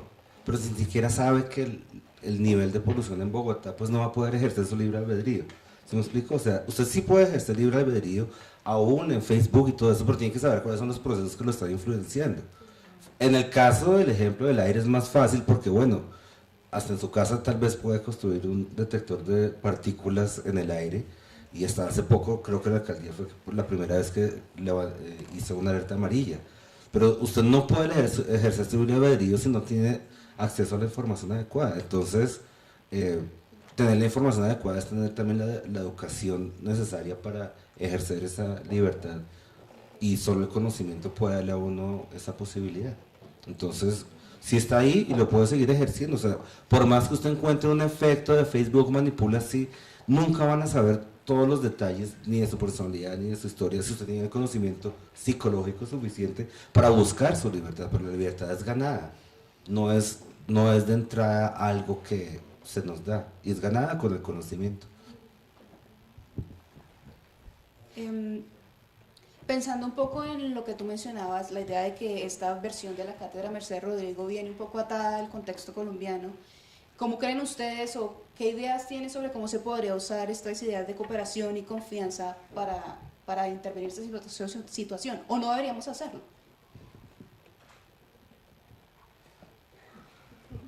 Pues yo creo que sí. Pero bueno, es que yo creo que eso es precisamente lo que es interesante y cuestionable al respecto. Yo diría sí, y pasa por estrategias tales como hacer visibles nuestras acciones para que seamos responsables ante nuestra comunidad y grupo. Hay una intervención que se hizo hace unos años aquí, en donde se ponía, basada en psicología cognitiva experimental, se pone una cámara de esas de circuito cerrado, pero de cartón. ¿Y qué hace eso? Le hace sentir que está siendo mirado. Y eso es interesante porque se ha encontrado que está asociado con la reducción de algunas conductas de deshonestidad académica. Y uno puede pensar, me parece una idea chévere, tiene un costo mínimo y es justificable. Pues usted puede decirme, no, eso está muy mal. Lo que estamos haciendo es evitando que las personas internalicen este principio moral de la honestidad académica con una cosa ya externa. Y podríamos discutir al respecto. Yo creo que lo que nos muestra la psicología es que es un conjunto de estrategias, que no hay una sola que sirve. Y lo que hay que hacer es discutir cada una en base a lo que ofrece. Usted podría pensar, bueno, la situación lo que está pasando ahorita también, los impuestos a las gaseosas. Entonces, ¿esto por qué? Porque son azucaradas, están asociadas con un montón de enfermedades que ante la reducción de homicidios causados por la violencia, pues están más de manifiesto. La muerte por enfermedades cardiovasculares y la muerte por accidentes de tránsito están creciendo a nivel relativo. ¿Cómo hago para cambiar eso? Yo puedo ser como psicólogo, hay varias cosas que uno puede hacer. Ejemplo, quítele todos los colores verdes a los jugos azucarados. Oiga, y hay evidencia para eso. A propósito de cognición implícita, entonces es que lo tendemos a asociar implícitamente con algo saludable, y para evitar que la gente elija eso, entonces vamos a prohibir eso y le propongo al Congreso. Y eso está basado en la evidencia y yo creo que es una buena idea. Pero el hecho de que yo crea que es una buena idea no tiene que ser suficiente, tiene que ser discutido. Usted me podría contraargumentar, es que usted al hacer eso está limitando la libertad de elección de las personas, que las personas deberían tener toda la información y tomar ellas mismas la decisión. Usted no debería empujarlo hacia un lado. Yo, ok, bueno, charlemos sobre eso. Yo no creo que sea una cuestión de si se debe usar o no. Yo creo que se debe usar, pero lo que está manifiesto aquí es que no puede ser un uso ciego ni top-down, ni de un organismo, sino que tiene que ser discutido. Y eso es un poco lo que creo que está en construcción aquí. Me alegra mucho cosas como la cátedra, porque son esos espacios en los que nos reunimos las personas que hacemos psicología en este país, que todavía nos falta cohesionarnos más como comunidad. Sí, no. La pregunta es si vale la pena hacer algo para fomentar la cooperación y la ética, ¿cierto? Era la última pregunta.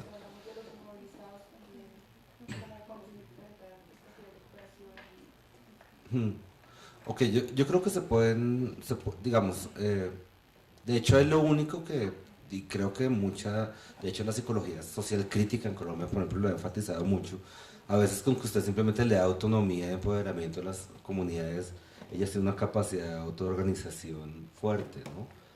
A veces, pero digamos, desde esta parte de la psicología lo que uno diría, lo que también se necesita es que decisiones de política pública se tomen más con base en la evidencia científica, entonces no solamente con base en las percepciones políticas del momento. Entonces, si usted quiere, tal vez nosotros no pensaríamos a tan corto plazo, ¿no? Tal vez pensaríamos cómo vamos a fortalecer desde la escuela niños que tengan mejor capacidad de cooperación, cómo vamos a darles ambientes más horizontales en los que si su formación es orientada a problemas, usted fomenta desde niños que sean que utilicen el potencial cooperador que traen, lo que vamos a tener es una sociedad más organizada en torno a valores distintos, porque es lo que efectivamente están haciendo los niños. Creo que eso es lo que pasaría si se hacen más políticas públicas basadas en la evidencia científica, por lo menos parcial, que tenemos ahora. Bueno, voy a tomarme un par de minutos más para hacer una pregunta a propósito de la introducción que abrieron sobre esta discusión sobre Facebook y Twitter y que me parece muy importante, y es ¿cuál es el rol entonces del Big Data en todo esto? ¿Los psicólogos tenemos algo que hacer con el Big Data o realmente no tenemos nada que hacer con esta información? La respuesta creo que es claramente sí. Ese Big Data está para quedarse. Tenemos acceso a estamos generando una cantidad de información como nunca antes y tenemos acceso a ella de una forma como nunca antes. Entonces, esto de psicometría, usted lee un paper de hace 20 años y la muestra era de 200 personas. Y eso era 6 meses de trabajo. Uno va a los salones de clase de la gente, tabularlo, digitarlo, y eso era un esfuerzo gigantesco. Ahora, lo que hace Alexander Kogan en Cambridge es recoger datos inicialmente de 4 millones de personas del Big Five. 4 millones de personas. Y ese Big Data me da un montón de información acerca de patrones de conducta. Y eso es, creo, que nosotros como psicólogos, es un reto nuevo, que obviamente no nos estamos educando para eso. Los que están educándose para eso son los que estudian sistemas, computación, los economistas un poco. Cosas como lo que hace Semana, que es una especie de análisis, los que no lo han visto, análisis de sentimiento con Twitter para las elecciones. Es que es yo no sé, una emoción muy colombiana, la pena ajena, digamos. Hoy tenemos emociones complejas. ¿Qué pasa si yo me encontrara con una expresión de como encuentro que se está utilizando a propósito del debate del jueves, la expresión pena ajena, y hay un pico en eso? Yo creo que los que tienen que interpretar eso somos nosotros, los psicólogos. Es que si le dejamos esa tarea a los que hacen solo Big Data por lo que muestran ese patrón y empiezan a hacer hipótesis sobre especulaciones. Como todo el mundo es psicólogo, todo el mundo se cree psicólogo, pues entonces debe estar bien. Pero no es así, que es parte de lo que quería contarles. Hay una experticia propia de nosotros como psicólogos que en conjunción con este acceso que nos da el Big Data nos va a abrir nuevos frentes de trabajo. Y no sé si ustedes, pero seguro tal vez la otra generación, bueno, nosotros, ustedes y nosotros, sí, que no nos educamos con esto, tenemos un compromiso con la capacitación permanente para ver qué está pasando. Google Trends, una herramienta que se usa mucho. Usted googlea una palabra y dice, pero ¿por qué están utilizando el lenguaje de emoción más? Bueno, nosotros tenemos que empezar a ver cómo respondemos a esas preguntas. La otra parte chévere es también el habeas data. O sea, ayer fue a comprar, ¿qué era? Como una camisa, su número de cédula. Quiero comprarme la camisa sin número de cédula, no se puede. O sea, una cadena de supermercado lleva mi récord de compras desde hace más de 10 años. ¿Qué datos tan valiosos? O sea, inclusive para mí, podría saber por fin en qué me gasto la plata o en qué me la gasto mal. ¿Cómo me encantaría saber cuál es la información que tiene una cadena donde siempre compro de mi consumo, de mi historial de consumo entre los últimos 15 años? El habeas data supuestamente me da derecho a tener esa información. Pero aunque me lo diera, no creo que tenga la capacidad de analizarla. Porque no nos han enseñado eso, no nos han enseñado a analizar esos datos. Pero, por ejemplo, yo sí creo que debería haber un movimiento de nosotros, yo quiero mis datos que están almacenados en muchas de esas cadenas de compra asociadas a mi número de cédula, porque es información que de hecho me beneficiaría a mí, digamos como psicólogo haciendo autoterapia. Y mucho más si de verdad ustedes aprenden y ven que es una de las cosas que les puede dar muchas herramientas para entender cosas, inclusive a nivel microsocial, a nivel individual. O sea, yo creo que con bases de datos bien analizadas, de algunas que manejan estos supermercados, usted podría predecir cosas impresionantes de la cognición, de las emociones, de los hábitos de las personas y ayudarles muchísimo para predecir mejor su conducta a ellos mismos, lo cual decíamos es un lugar para darles mejor libre albedrío y más libertad para estudiar las cosas. Esto está, se los aseguro, en manos de ingenieros que no saben el significado de esta información. Esta información la usan es para determinar en qué lugar del supermercado y a qué horas van a pedir más suministros o menos suministros. Pero falta ahí psicólogos pilos que, bueno, primero que tengamos el movimiento de tener acceso a nuestra propia información, pero psicólogos pilos que sepan utilizar eso para el bien de las personas también es fácil.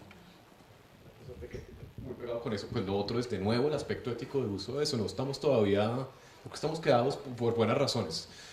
Nos piden ser generadores de contenido y creemos que simplemente anonimizar datos es suficiente, yo creo que no.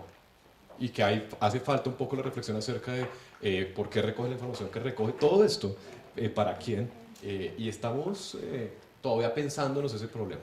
Entonces, el ejemplo de Ricardo es buenísimo, porque esa información, lo de Facebook, ahorita el escándalo, Kosinski tenía una licencia académica, pero Facebook nunca se molestó en ver qué tipo de información estaba sacando la gente. Pero tenía licencia académica, pues debe ser bueno, si es académico, que es un supuesto ridículo porque estamos quedados en esa reflexión. Bueno, muchas gracias de nuevo a William y a Ricardo por su intervención el día de hoy. Diana nos va a compartir unas palabras antes de que nos vayamos. Muy bien, muchas gracias a ustedes. Yo creo que nos dejan muy inquietos y cuando yo los escuchaba pensaba en relación con cómo si es posible hacer, por ejemplo, investigación alrededor de temas originales, siempre que es una de las preocupaciones que tenemos cuando hablamos de las tesis, por ejemplo. Claro que hay un montón de cosas originales que podemos hacer si somos capaces de trascender los modos tradicionales de pensar y de empezar a ver también las implicaciones que tiene nuestra profesión, las utilidades y las aplicaciones que tiene.